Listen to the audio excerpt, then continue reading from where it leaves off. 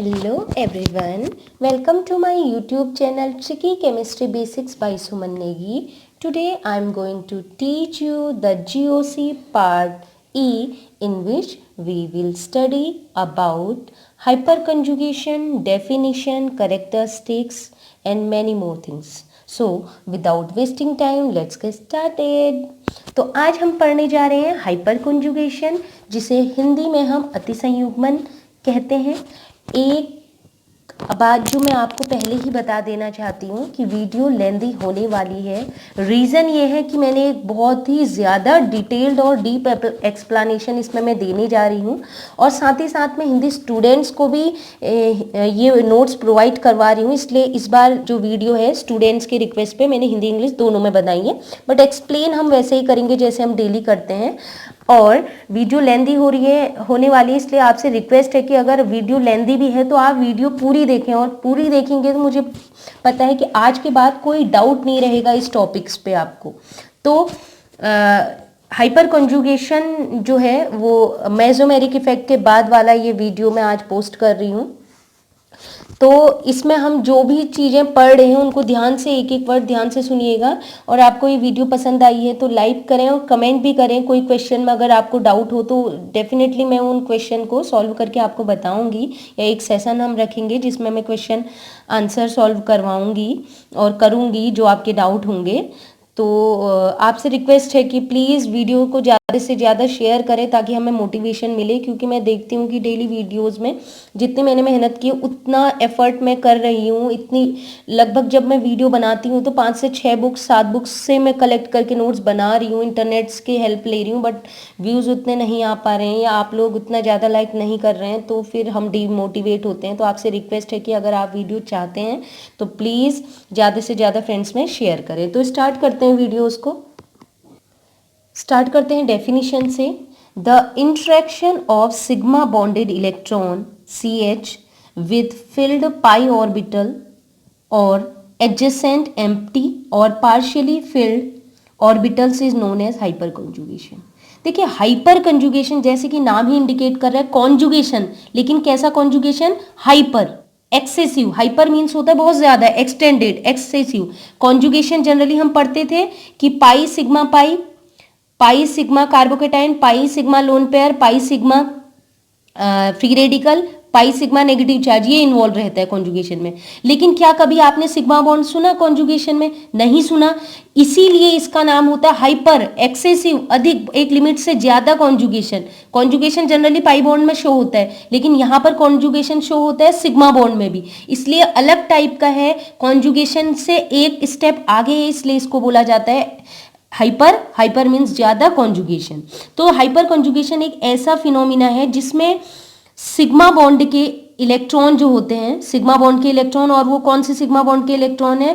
Carbon और hydrogen bond, जो कि हम कह सकते हैं अल्फा हाइड्रोजन जो होते हैं, इसके इलेक्ट्रॉन इंटरेक्ट किसके साथ करते हैं? या तो पाई बॉन्ड के साथ इंटरेक्ट करते हैं, या MTP ऑर्बिटल जैसे कि कार्बोकेटाइंस के साथ इंटरेक्ट करते हैं, या पार्शियली फिल्ड ऑर्बिटल जैसे कि फ्री रेडिकल के साथ इंटरेक्ट करते हैं। तो अगर सिग्मा बॉन्ड के इलेक्ट्रॉन, CH बॉन्ड के सिग्मा बॉन्ड के इलेक्ट्रॉन अगर पाई बॉन्ड या फिर कार्बोकेटाइन या फिर फ्री रेडिकल के साथ इंटरेक्ट कर रहे हैं, तो इस प्रकार के एक्सेसिव कॉन्जुगेशन को हम नाम देते हैं हाइपर कॉन्जुगेशन। तो ये 3 केस मैंने दिए हुए हैं, देख लीजिए। ये देखिए, ये पाई बॉन्ड है, ये सिग्मा बॉन्ड है, और यहाँ पर क्या है? Alpha carbon. इस अल्फा कार्बन में जुड़ा हुआ है हाइड्रोजन। कंडीशन है, ध्यान रखना है, ये हमारा ग्रुप है, अभी बताऊंगी ये ग्रुप है। इस ग्रुप में जो पहला कार्बन जुड़ा होगा वो हमारा अल्फा कार्बन होगा, और इस अल्फा में, इस कार्बन में, इस अल्फा कार्बन में जो डायरेक्टली अटैच हाइड्रोजन होंगे वो क्या कहलाएंगे? Alpha hydrogen. तो ये जो अल्फा हाइड्रोजन है, इसमें ये कार्बन और हाइड्रोजन के बीच कौन सा बॉन्ड दिख रहा है? Sigma bond. तो ये सिग्मा बॉन्ड के इलेक्ट्रॉन इस पाई के साथ, इस पाई बॉन्ड के साथ इंटरेक्ट करेंगे। तो पहला आ गया सिग्मा, कौन से ऑर्बिटल के साथ करेगा? इस पाई बॉन्ड के p ऑर्बिटल के साथ, जो कि भरे हुए हैं। पाई बॉन्ड बना है मीन्स ये फील्ड है। उसके बाद दूसरा केस क्या आ सकता है? अल्फा, जो ये कार्बन और हाइड्रोजन के हैं, अल्फा हाइड्रोजन के जो सिग्मा बॉन्ड के इलेक्ट्रॉन है वो इंटरेक्ट करेंगे कार्बन पॉजिटिव। कार्बन पॉजिटिव मतलब ऐसा p ऑर्बिटल जो कि वैकेंट है, खाली है एकदम।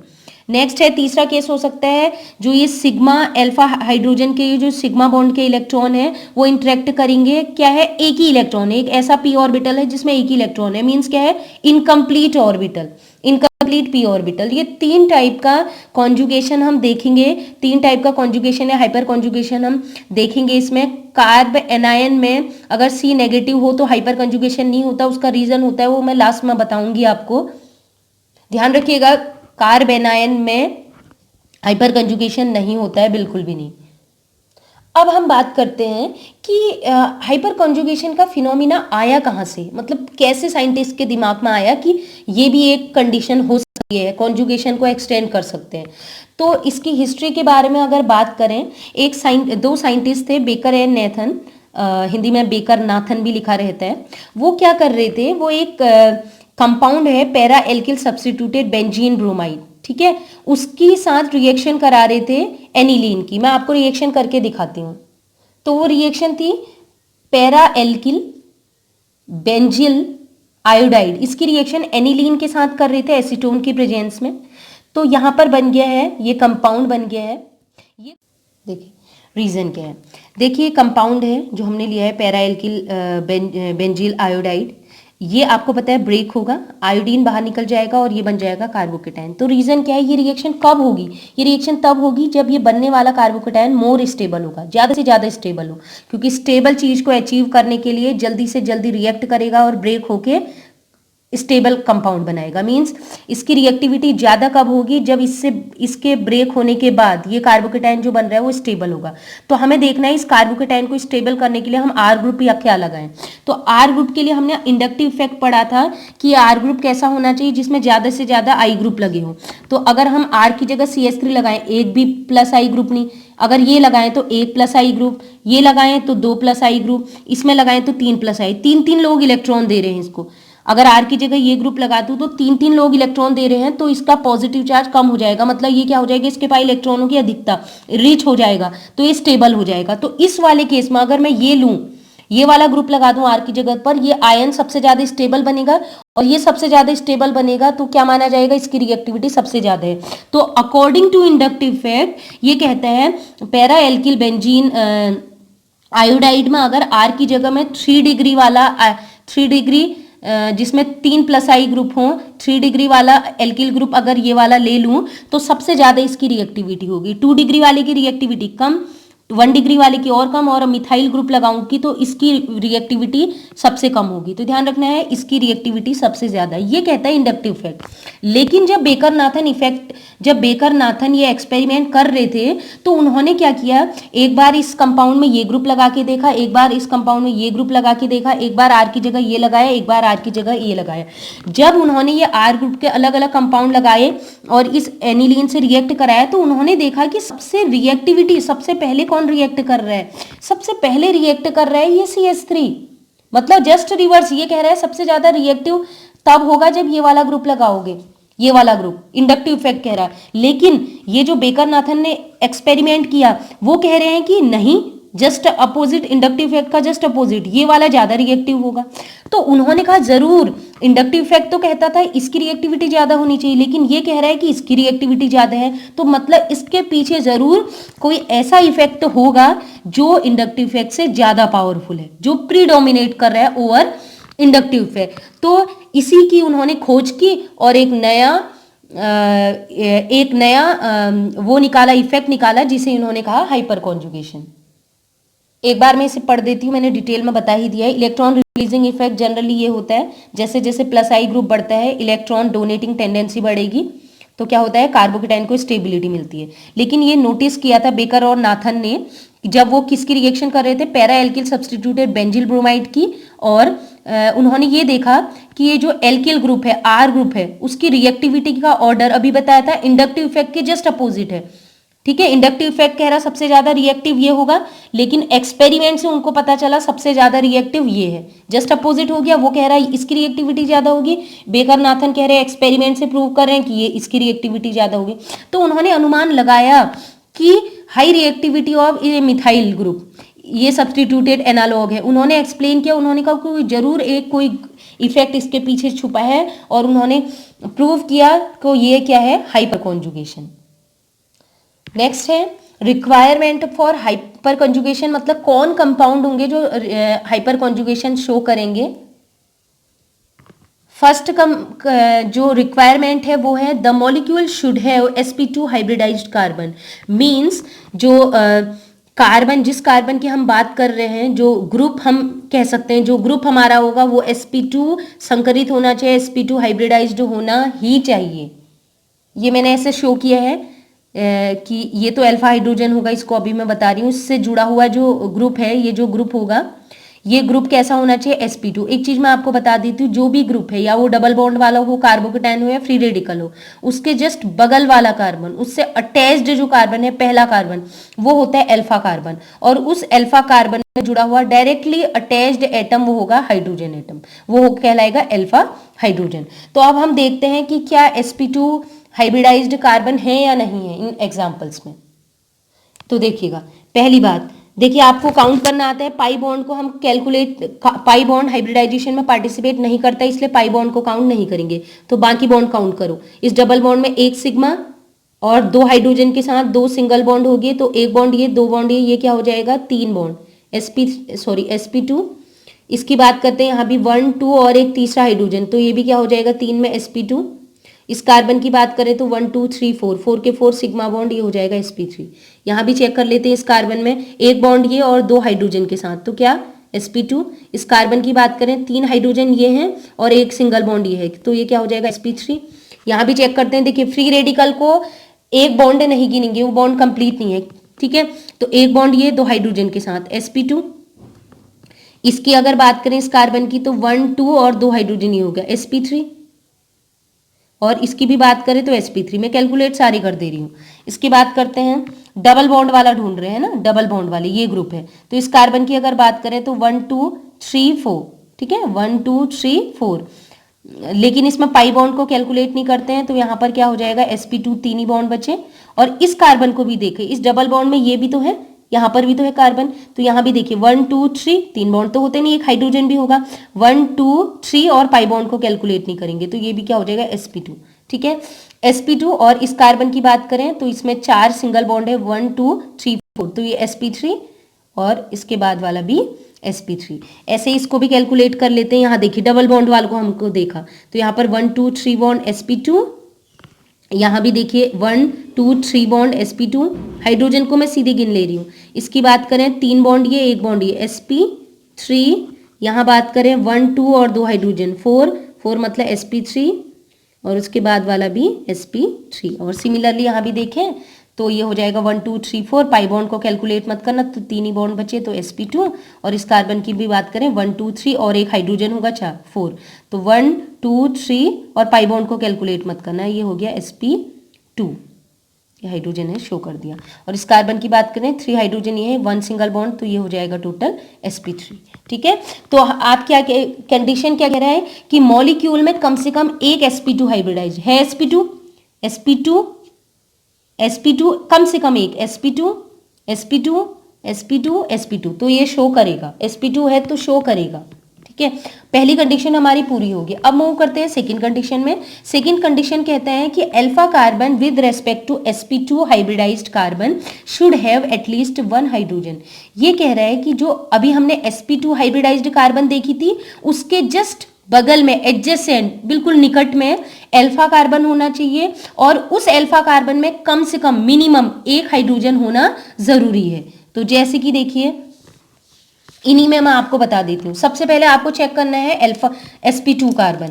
इसी तरीके से आप किसी में भी चेक कर सकते हैं। sp2 देख लिया, इस sp2 के बगल वाली कार्बन, ये sp2 है, इसको मैंने ऐसे निशान लगा दिया, मैंने बंद कर दिया। इसके जस्ट बगल में इधर देखे तो ये कितनी है sp2, नहीं ये वाला नहीं, sp3 ढूंढना है हमने। इसके जस्ट बगल वाली कार्बन, ठीक है, ये कार्बन है, ये क्या होनी चाहिए, sp3। पहले मैं आपको बता देती हूँ, sp2 से जुड़ी हुई कार्बन जो कि sp3 हो। पहली बात sp3 है, और क्या इसमें हाइड्रोजन है, हाँ 3 हाइड्रोजन है, तो ये 3 हाइड्रोजन क्या है, 3 अल्फा हाइड्रोजन। इसकी बात करते हैं, ये sp2 है, sp2 के बगल में, इसको मैंने मार्क कर लिया, इसके बगल में क्या sp3 कार्बन है, यस है, तो ये sp3 में कितने हाइड्रोजन जुड़े हैं डायरेक्टली, 3, तो 3 alpha hydrogen. Next sp2 carbon ढूंढिए, ये है sp2 कार्बन, ठीक है। इस sp2 कार्बन के जस्ट बगल में जुड़ा हुआ, जस्ट बगल में, उसी से जुड़ा हुआ, नजदीक में, ठीक है, नियरेस्ट कौन है, sp3 है, यस sp3 है। तो ये sp3 में कितने हाइड्रोजन जुड़े हैं, 2 हाइड्रोजन, ये तो अलग हो गया ना, ये तो दूसरी कार्बन होगी। तो इसमें कितने हाइड्रोजन जुड़े हैं, 2 हाइड्रोजन, तो कितने अल्फा एच, 2 अल्फा एच। यहां बात करते हैं, इस sp2 की बात करते हैं, ये sp2 है, यस, ये sp2 इसको देख रहे हैं sp2, इसके एडजेसेंट में sp3 है, हाँ, जस्ट बगल में एक sp3 है, जस्ट बगल वाला, ये तो बहुत दूर हो गया। तो इस sp3 में कितने हाइड्रोजन है, 2 हाइड्रोजन है डायरेक्टली अटैच, तो कितने अल्फा एच, 2 अल्फा एच। अब बात करते हैं, इसको भी देखते हैं, ये भी तो sp2 है, यस sp2 है, क्या इसके बगल में sp3 कार्बन है, यहां देखते हैं, ये क्या है, ये भी sp2 है, तो sp2 के बगल में sp3 होना चाहिए, तभी वो हाइपर कंजुगेशन शो करेगा, तो इधर को नहीं होगा शो। नेक्स्ट sp2 मार्क कर लिया, इसके जस्ट बगल में क्या sp3 है, इधर देखेंगे तो sp2 है, नहीं, इधर देखेंगे तो जस्ट बगल में sp2 है, sp3 है। तो इस sp3 वाले कार्बन में कितने डायरेक्टली हाइड्रोजन जुड़े हैं, कितने हैं, 2, तो 2 अल्फा एच है। यहां भी sp2 है, इसको भी देख लेते हैं, इस sp2 के बगल में क्या sp3 है, इधर तो नहीं है, इधर है sp3, कितने हाइड्रोजन जुड़े हैं, 3 हाइड्रोजन, तो कितने अल्फा एच, 3 अल्फा एच। यहां बात करते हैं, इस sp2 में एडजेसेंट में sp3 ग्रुप है, और क्या इसमें कितना हाइड्रोजन है, 3। वैसे यहां आते हैं, इस वाले sp2 की बात करें, इसके बगल में क्या sp3 है, इधर तो sp2 है, नहीं, तो इधर इसकी बात करते हैं, यहां पर मैं हाइड्रोजन सारे ओपन करके दिखा देती हूँ। तो ये कार्बन अगर बात करें, ये वाली कार्बन, ये है sp3, ये sp3 है, तो इस sp3 में कितने हाइड्रोजन जुड़े हैं, 2 हाइड्रोजन, तो कितने alpha H, 2 alpha H. I hope आपको ये अच्छे से समझ में आ गया होगा कि हाइपर कॉन्जुगेशन के लिए कंडीशन क्या है, मैंने बता दी है। पहली कंडीशन है कि जो ग्रुप जिसे हम मान रहे हैं, जैसे डबल बॉन्ड हो गया, फ्री रेडिकल हो गया, या कार्बोकेटायन होगा, वो क्या होना चाहिए, sp2। और दूसरी कंडीशन है sp2 के जस्ट बगल वाला कार्बन, ठीक है, एडजेसेंट कहते हैं, अल्फा कार्बन भी इसको कहते हैं, ये क्या होना चाहिए, पहली बात sp3, और इसमें क्या होने चाहिए, कम से कम 1 हाइड्रोजन, जैसे इसमें 3 हाइड्रोजन है, इसमें 2 हाइड्रोजन है, इसमें भी 2 हाइड्रोजन है, कम से कम 1 हाइड्रोजन होना जरूरी है, ठीक है। और तीसरी कंडीशन मैंने वो पहले ही बता दिया, हाइब्रिडाइजेशन, जो sp2 कार्बन है, उसके अल्फा कार्बन, उसके जस्ट बगल वाला जो कार्बन है, sp2 के बगल वाला कार्बन, वो क्या होना चाहिए, sp3 हाइब्रिडाइज ही होना चाहिए। नेक्स्ट है टाइप्स ऑफ हाइब्रिडाइजेशन, कितने प्रकार का हाइब्रिडाइजेशन होता है। तो ये टोटल 3 टाइप्स का होता है। पहला मैं बता रही हूँ, पहला होगा सिग्मा बॉन्ड, तो इन्वॉल्व हो ही रहा है, सिग्मा CH के जो सिग्मा बॉन्ड होगा CH वाला, वो पाई के साथ कॉन्जुगेशन या इंटरेक्शन शो करेगा, तो इसको सिग्मा पाई इंटरेक्शन भी कहते हैं। तो इसमें क्या होता है, जो इलेक्ट्रॉन होते हैं सिग्मा बॉन्ड के, CH सिग्मा बॉन्ड के जो इलेक्ट्रॉन होते हैं, वो किसके साथ इंटरेक्ट करते हैं, किसके साथ ओवरलैपिंग करने की कोशिश करते हैं, पाई बॉन्ड के साथ। और कौन से पाई बॉन्ड, जो कि भरे हुए हैं। तो इसको ऐसे चेक करते हैं, देख लीजिए, ये पहले आपने लगा दिया है डबल बॉन्ड, एक ग्रुप लगा दिया, एक ग्रुप है C डबल बॉन्ड C, एक ग्रुप लगा दिया, इसके जस्ट बगल में एक कार्बन लगाया है, ठीक है। तो ये ग्रुप तो आपको पता है C डबल बॉन्ड C है, और अभी हमने चेक किया था हाइब्रिडाइजेशन sp2 है। इस sp2 के बगल में आपको ऐसी कार्बन लगानी है जो कि sp3 हो, मतलब सारे के सारे बॉन्ड इसमें सिंगल हो, तो आपने लगा दिया। तो अब इसका अब इसमें कॉन्जुगेशन करके हम दिखाते हैं, इसमें गलती से एरो गलत बन गया था, अब ये वाला लगाएंगे डबल हेडेड।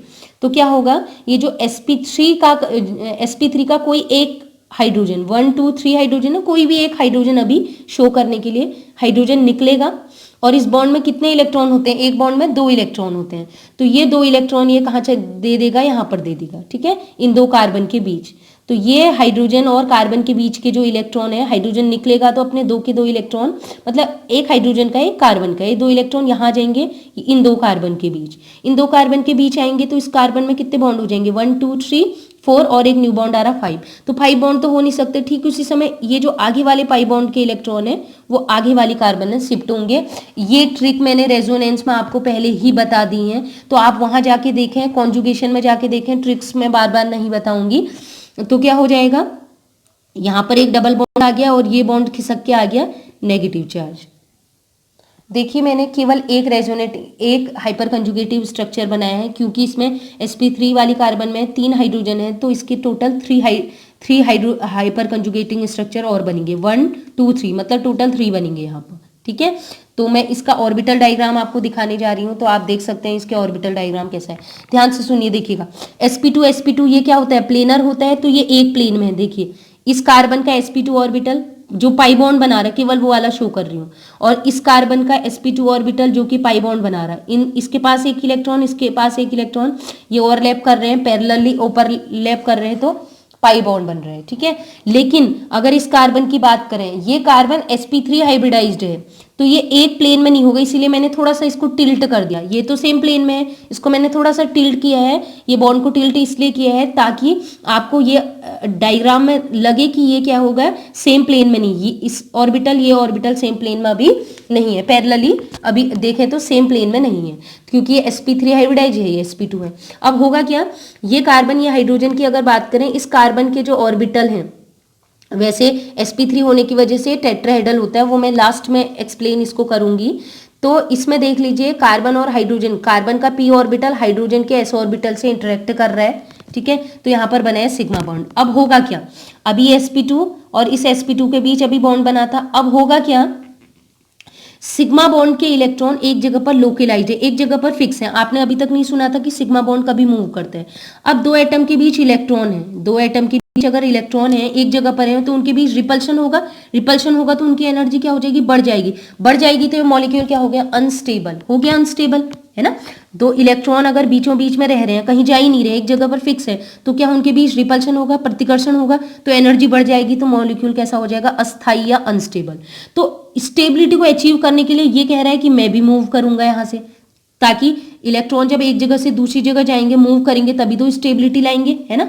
मैंने पहले भी बताया था कॉन्जुगेशन में कि इलेक्ट्रॉन एक जगह से दूसरी जगह जाते हैं, दूर दूर जाते हैं, तो उनके बीच क्या हो जाता है, वो कंपाउंड ज्यादा स्टेबल हो जाते हैं। तो ये सिग्मा बॉन्ड ने भी डिसाइड किया कि मैं स्टेबल बनूंगा, तो ये दो इनके बीच का बॉन्ड ब्रेक होगा स्टेबल बनने के लिए। तो ये जो इलेक्ट्रॉन है, ये आपको मैंने बताया था अभी, ये बॉन्ड ब्रेक होगा और इन दो कार्बन के बीच आ जाएगा। तो ये ओवरलैपिंग जो अभी इनके बीच हो रही थी, दो इलेक्ट्रॉन यहां पर देगा, तो इन दोनों के बीच अब ओवरलैपिंग हो जाएगी, हो गई, इन दोनों के बीच ओवरलैपिंग हो गई, और इसमें क्या हो जाएगा, ये अब बॉन्ड अकेला रह जाएगा, क्योंकि ओवरलैपिंग दो ही ऑर्बिटल के बीच हो सकती है, अभी इनके बीच थी, लेकिन अब क्या कर रहा है, ये कह रहा है मैं करूंगा ओवरलैपिंग, तो ये इसके साथ कर लेगा, करा इसने ओवरलैप। अब जब ये ओवरलैप करेगा, ओवरलैप होने के लिए कंडीशन वही है, दोनों प्लेनर होने जरूरी हैं। अब जैसे ही ये हाइड्रोजन यहां से निकलेगा, दो इलेक्ट्रॉन, इन दोनों के बीच ओवरलैपिंग होगी। अब ये किस में कन्वर्ट हो गया, एक H पॉजिटिव निकलेगा, तो कितने बॉन्ड बन गए, 1 2 3, और पाई बॉन्ड को तो कैलकुलेट करते नहीं, ये भी क्या बन गया, sp2। तो sp3 ऑर्बिटल जो था वो कन्वर्ट हो जाता है हाइपर कॉन्जुगेशन के कारण sp2 में, तो अब ये क्या हो गया, प्लेनर हो गया, तो अब ये ओवरलैप कर सकता है। तो कंडीशन देखिए, नॉन प्लेनर कभी भी प्लेनर के साथ ओवरलैपिंग नहीं कर सकता। अब ये जो नॉन प्लेनर था वो प्लेनर में पहले बदला, उसने H पॉजिटिव रिलीज किया, तो प्लेनर मत बदला, इसलिए इसने ओवरलैपिंग की, ठीक है। तो हुआ क्या, ये दो इलेक्ट्रॉन जैसे यहां पर देगा, जैसे दो इलेक्ट्रॉन यहां पर देगा, तो आपको पता है दोनों ऑर्बिटल में कितने होने चाहिए, दो ऑर्बिटल के बीच क्या होने चाहिए, दो इलेक्ट्रॉन होने चाहिए बॉन्ड बनाने के लिए। तो वो क्या करेगा, अपना ये इलेक्ट्रॉन भी इधर शिफ्ट कर देगा, ये वाला इलेक्ट्रॉन भी इधर शिफ्ट कर देगा, तो दोनों इलेक्ट्रॉन यहाँ जाएंगे, और इसके जो दो इलेक्ट्रॉन थे, एक इसके पास रहेगा, एक इसके पास, तो इनके बीच बॉन्ड बन जाएगा। तो आई होप आपको ये ऑर्बिटल डायग्राम समझ में आ गया होगा।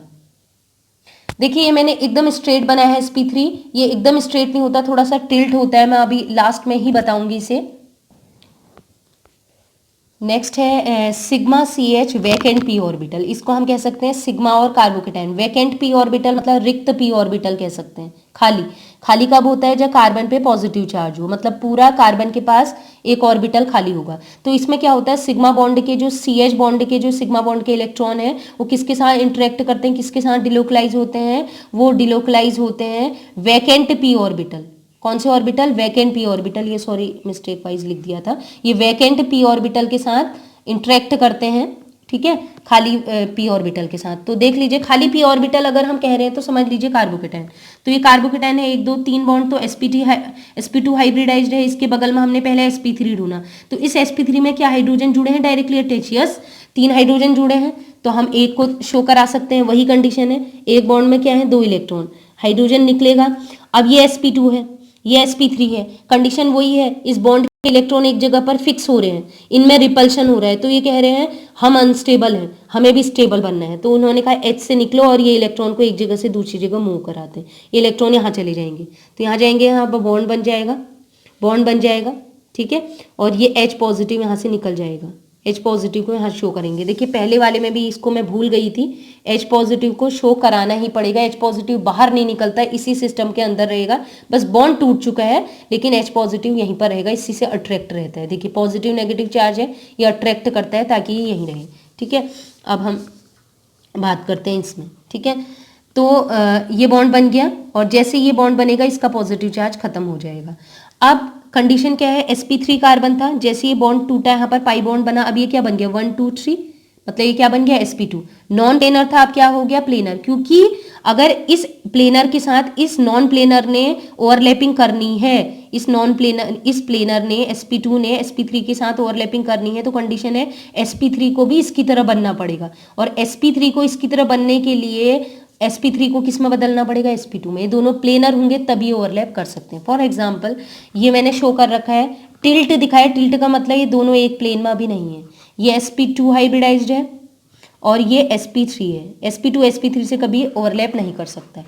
अब ये कह रहा है कि मुझे ओवरलैपिंग करनी है, स्टेबल बनना है, तो इस बॉन्ड के इलेक्ट्रॉन क्या होंगे, यहाँ पर आ जाएंगे, दोनों में ओवरलैपिंग हो जाएगी। H पहले ये ऑर्बिटल ब्रेक होगा, ये अलग होगा, अपने 2 इलेक्ट्रॉन इसको दे जाएगा इस ऑर्बिटल को, और अब ये 2 ऑर्बिटल आपस में इंटरेक्ट कर रहे हैं। तो अभी तक ये ऑर्बिटल खाली था, वैकेंट पॉजिटिव खाली था।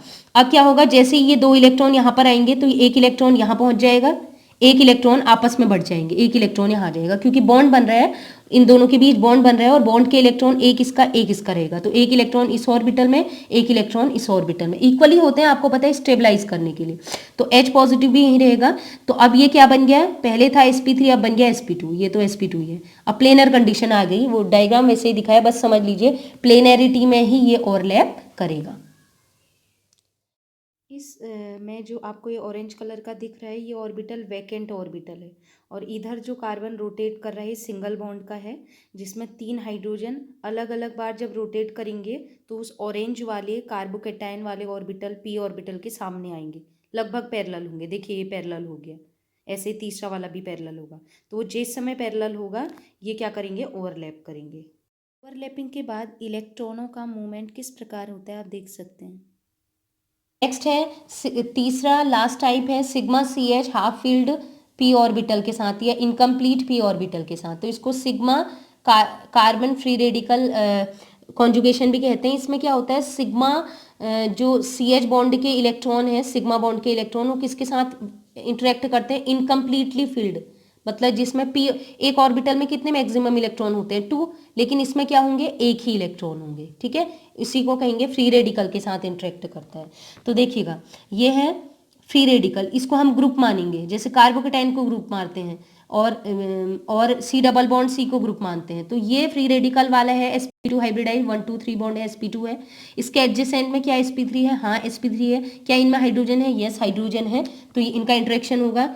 इंटरेक्शन वही कंडीशन है कि वो इसके साथ इंटरेक्ट करना चाहते हैं स्टेबिलिटी अचीव करने के लिए, लेकिन यहाँ पर एक इलेक्ट्रॉन इसके पास है, बॉन्ड बनाने एक बॉन्ड में कितने इलेक्ट्रॉनों की जरूरत होती है 2, तो इसके पास कितने इलेक्ट्रॉन पहले से हैं, एक इलेक्ट्रॉन, तो इसको कितने इलेक्ट्रॉन और चाहिए बॉन्ड बनाने के लिए, केवल एक, तो इस समय होमोलिटिक फिजन होगा। होमोलिटिक फिजन क्यों होता है, कैसे होता है, वो भी मैं आपको बाद में बताऊंगी जब हम फिजन पढ़ेंगे।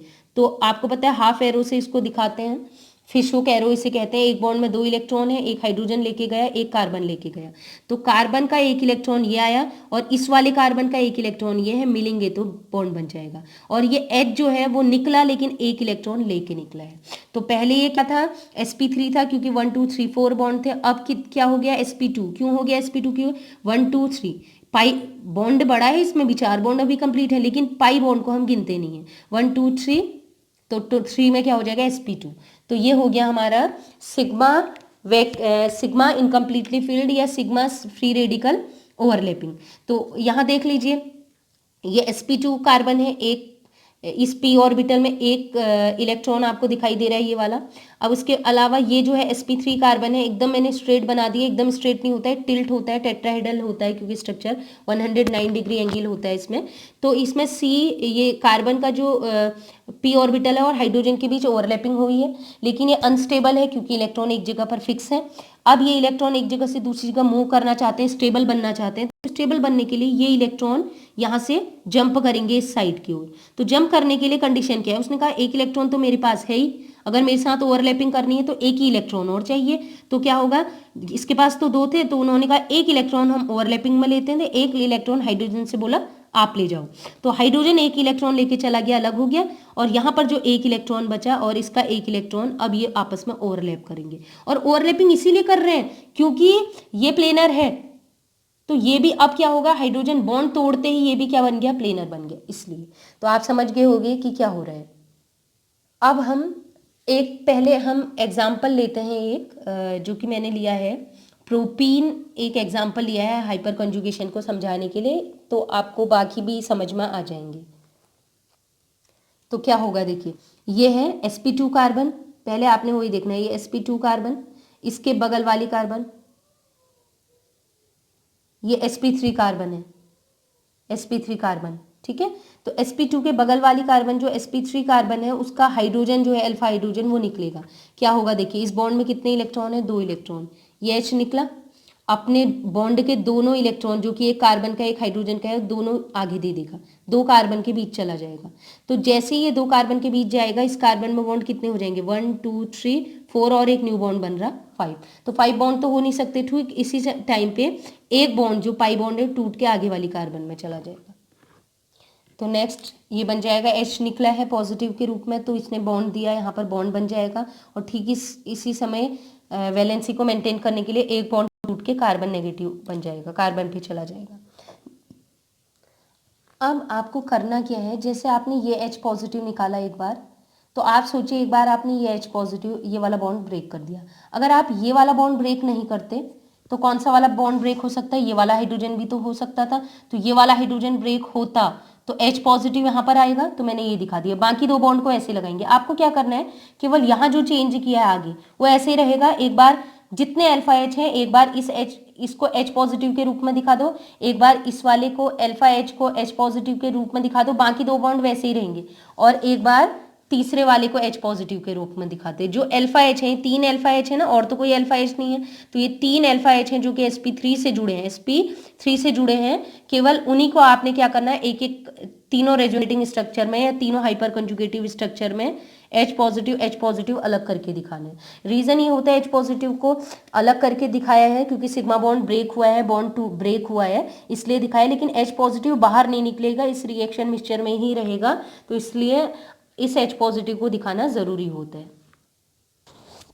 नेक्स्ट है characteristics of hyper conjugation, hyper conjugation की विशेषताएं।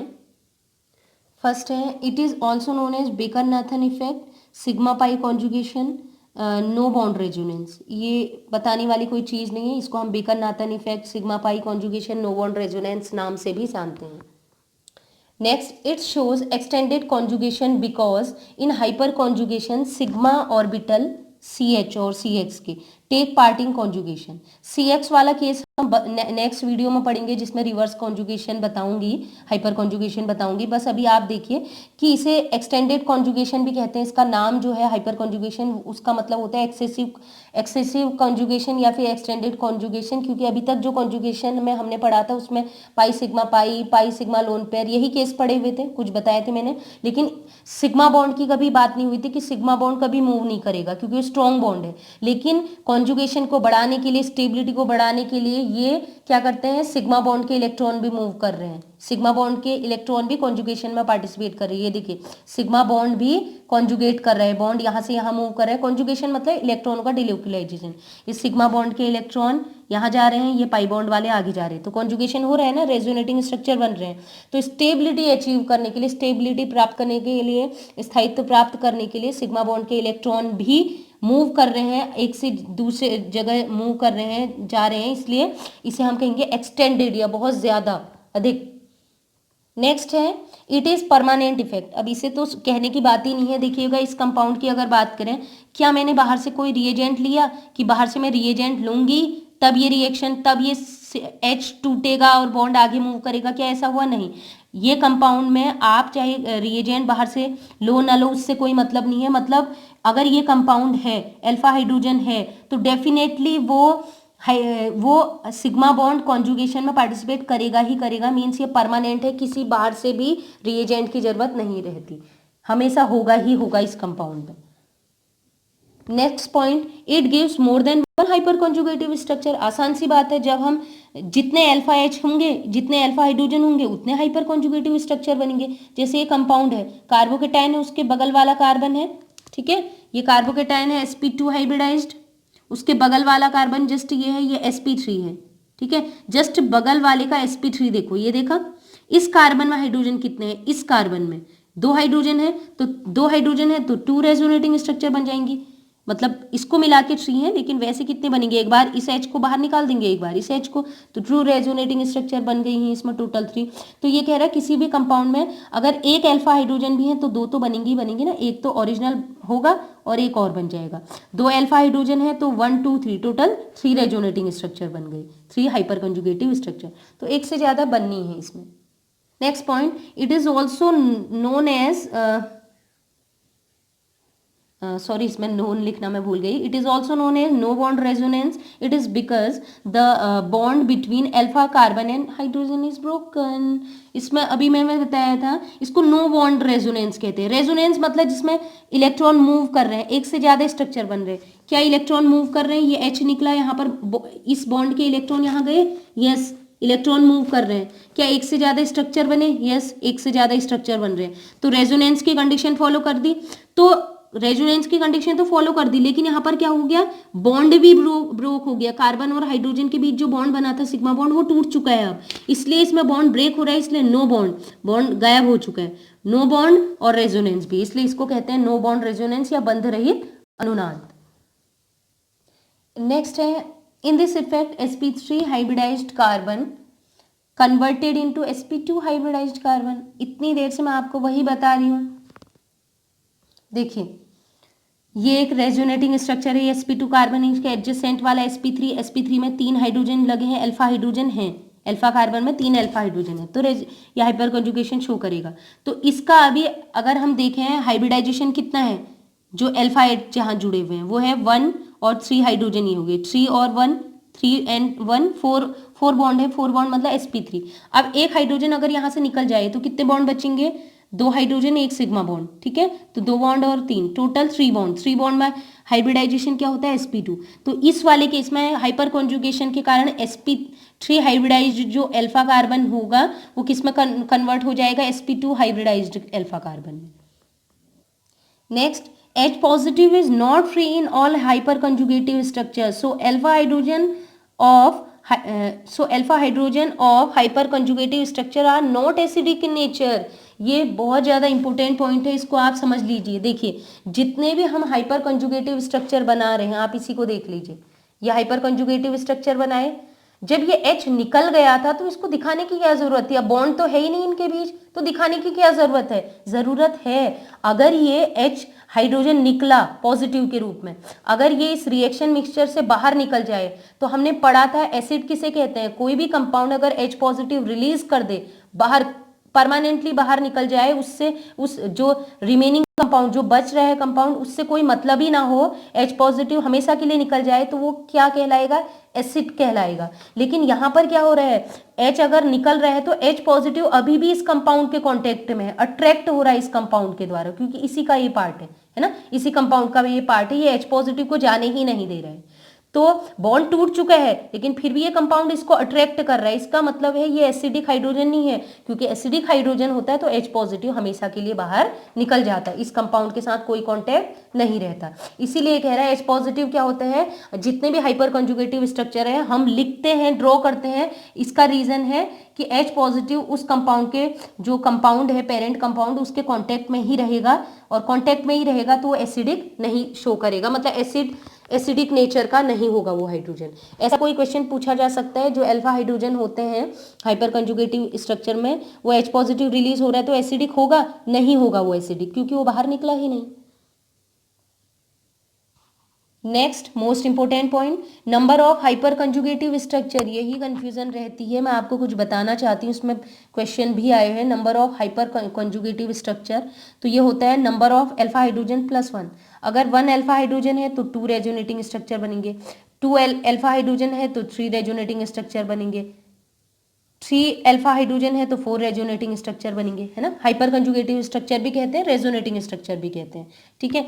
लेकिन एक चीज ध्यान रखिएगा, दो टाइप के क्वेश्चन आएंगे।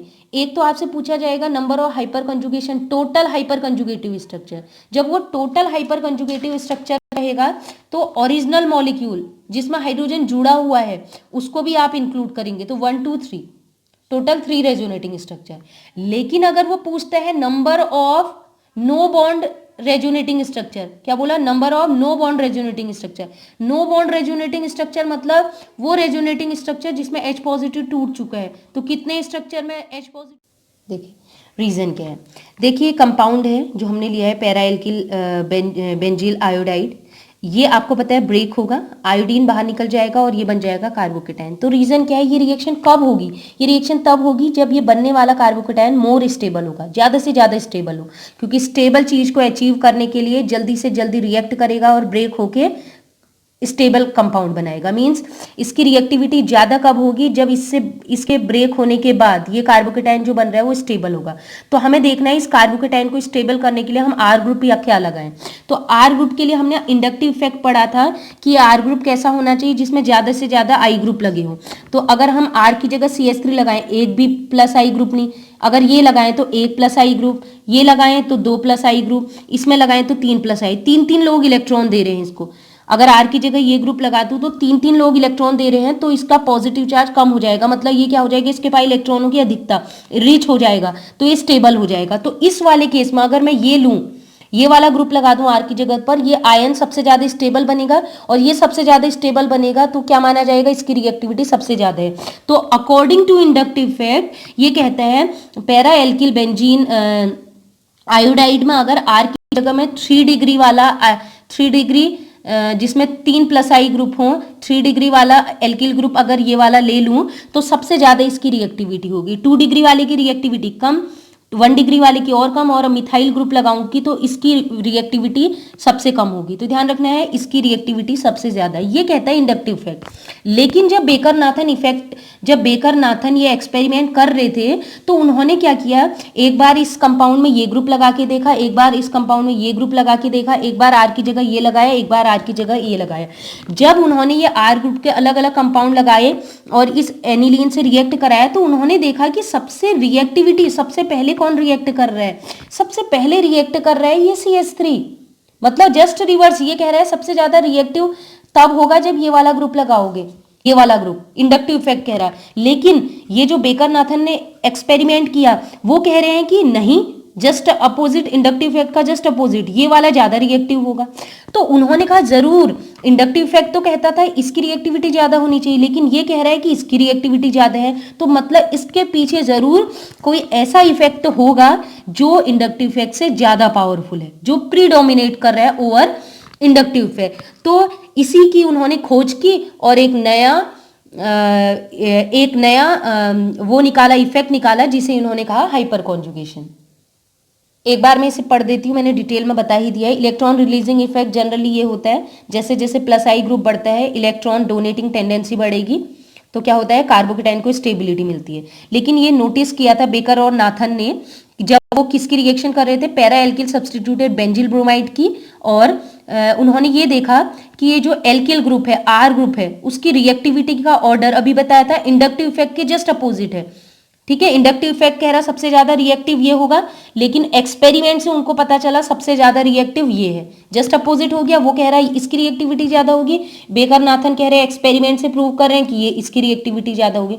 तो उन्होंने अनुमान लगाया कि high reactivity of A methyl group, ये सब्स्टिट्यूटेड एनालॉग है। उन्होंने एक्सप्लेन किया, उन्होंने कहा कि जरूर एक कोई इफेक्ट इसके पीछे छुपा है, और उन्होंने प्रूव किया कि ये क्या है, हाइपर कॉन्जुगेशन। नेक्स्ट है रिक्वायरमेंट फॉर हाइपर कॉन्जुगेशन, मतलब कौन कंपाउंड होंगे जो हाइपर कॉन्जुगेशन शो करेंगे। फर्स्ट जो रिक्वायरमेंट है वो है the molecule should have sp2 hybridised carbon. Means जो कार्बन, जिस कार्बन की हम बात कर रहे हैं, जो ग्रुप हम कह सकते हैं, जो ग्रुप हमारा होगा वो sp2 संकरित होना चाहिए, sp2 हाइब्रिडाइज्ड होना ही चाहिए। ये मैंने ऐसे शो किया है कि ये तो अल्फा हाइड्रोजन होगा, इसको अभी मैं बता रही हूँ। इससे जुड़ा हुआ जो ग्रुप है, ये जो ग्रुप होगा, ये ग्रुप कैसा होना चाहिए, sp2। एक चीज मैं आपको बता देती हूँ, जो भी ग्रुप है, या वो डबल बॉन्ड वाला हो, कार्बोकेटाइन हो या फ्री रेडिकल हो, उसके जस्ट बगल वाला कार्बन, उससे अटैच्ड जो कार्बन है, पहला कार्बन, वो होता है अल्फा कार्बन। और उस अल्फा कार्बन में जुड़ा हुआ डायरेक्टली अटैच्ड एटम वो होगा हाइड्रोजन एटम, वो कहलाएगा अल्फा हाइड्रोजन। तो अब हम देखते हैं कि क्या sp2 हाइब्रिडाइज्ड कार्बन है या नहीं है इन एग्जांपल्स में।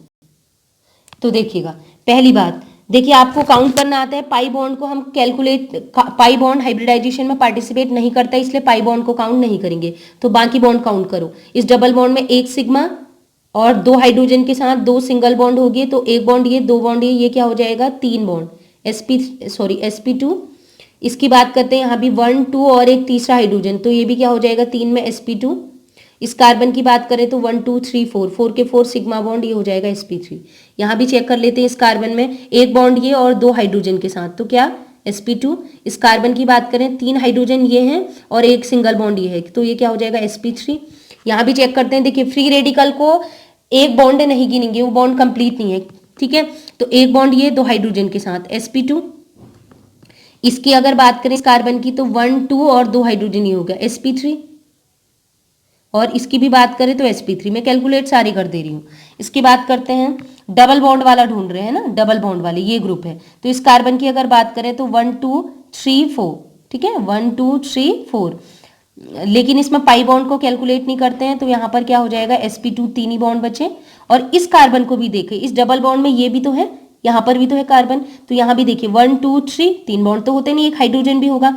1 2 3 और पाई बॉन्ड को कैलकुलेट नहीं करेंगे, तो ये भी क्या हो जाएगा, sp2, ठीक है, sp2। और इस कार्बन की बात करें तो इसमें 4 सिंगल बॉन्ड है, 1 2 3 4, तो ये sp3 और इसके बाद वाला भी sp3। ऐसे ही इसको भी कैलकुलेट कर लेते हैं। यहाँ देखिए डबल बॉन्ड वाले को हमको देखा, तो यहाँ पर 1 2 3 बॉन्ड sp2, यहाँ भी देखिए 1 2 3 बॉन्ड sp2, हाइड्रोजन को मैं सीधे गिन ले रही हूँ। इसकी बात करें 3 बॉन्ड ये, एक बॉन्ड ये sp3।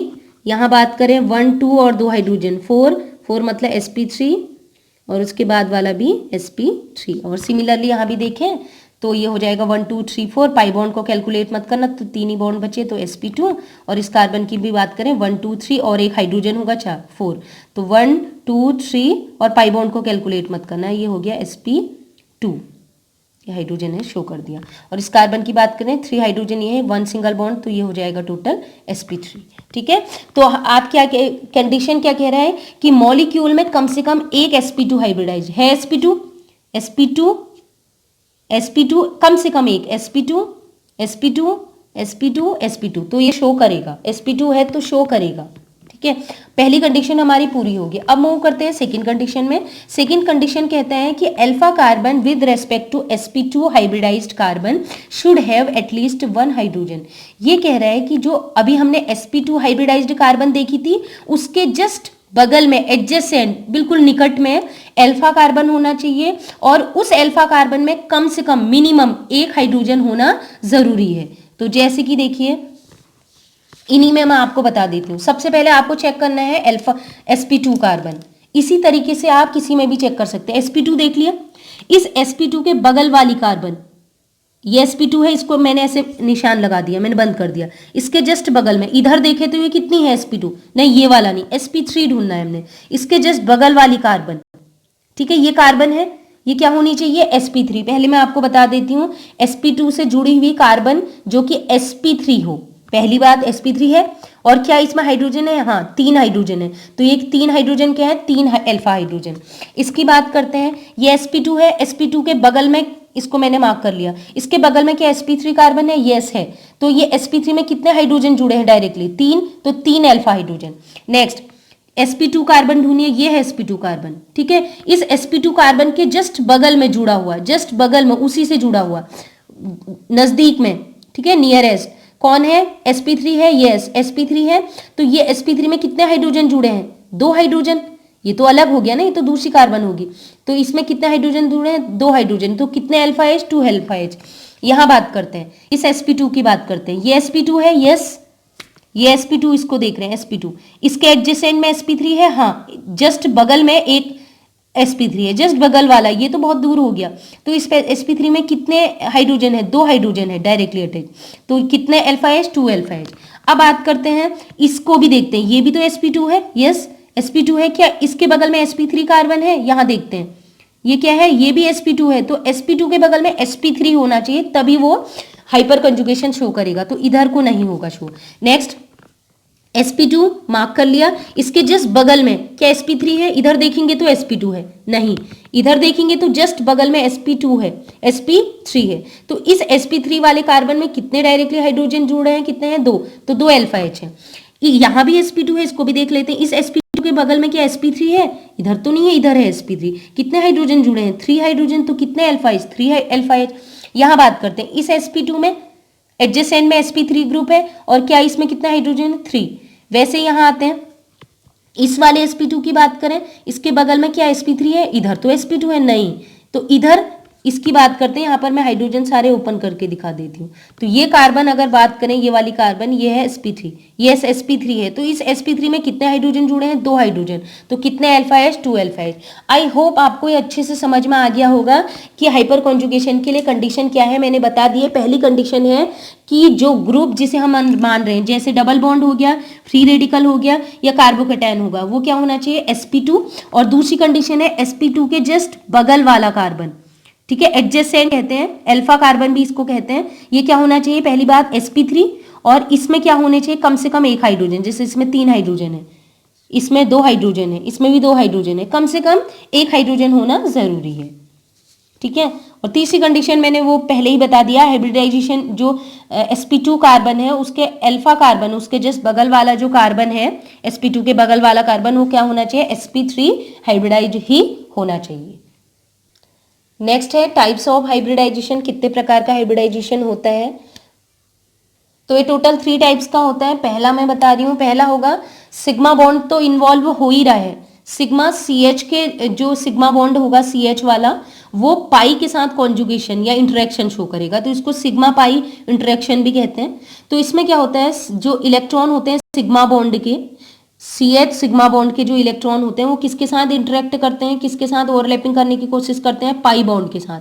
और कौन से पाई बॉन्ड, जो कि भरे हुए हैं। तो इसको ऐसे चेक करते हैं, देख लीजिए, ये पहले आपने लगा दिया है डबल बॉन्ड, एक ग्रुप लगा दिया, एक ग्रुप है C डबल बॉन्ड C, एक ग्रुप लगा दिया, इसके जस्ट बगल में एक कार्बन लगाया है, ठीक है। तो ये ग्रुप तो आपको पता है C डबल बॉन्ड C है, और अभी हमने चेक किया था हाइब्रिडाइजेशन sp2 है। इस sp2 के बगल में आपको ऐसी कार्बन लगानी है जो कि sp3 हो, मतलब सारे के सारे बॉन्ड इसमें सिंगल हों। तो आपने लगा दिया। तो अब इसका अब इसमें कॉन्जुगेशन करके हम दिखाते हैं। इसमें गलती से एरो गलत बन गया था, आप ये वाला लगाएंगे डबल हेडेड।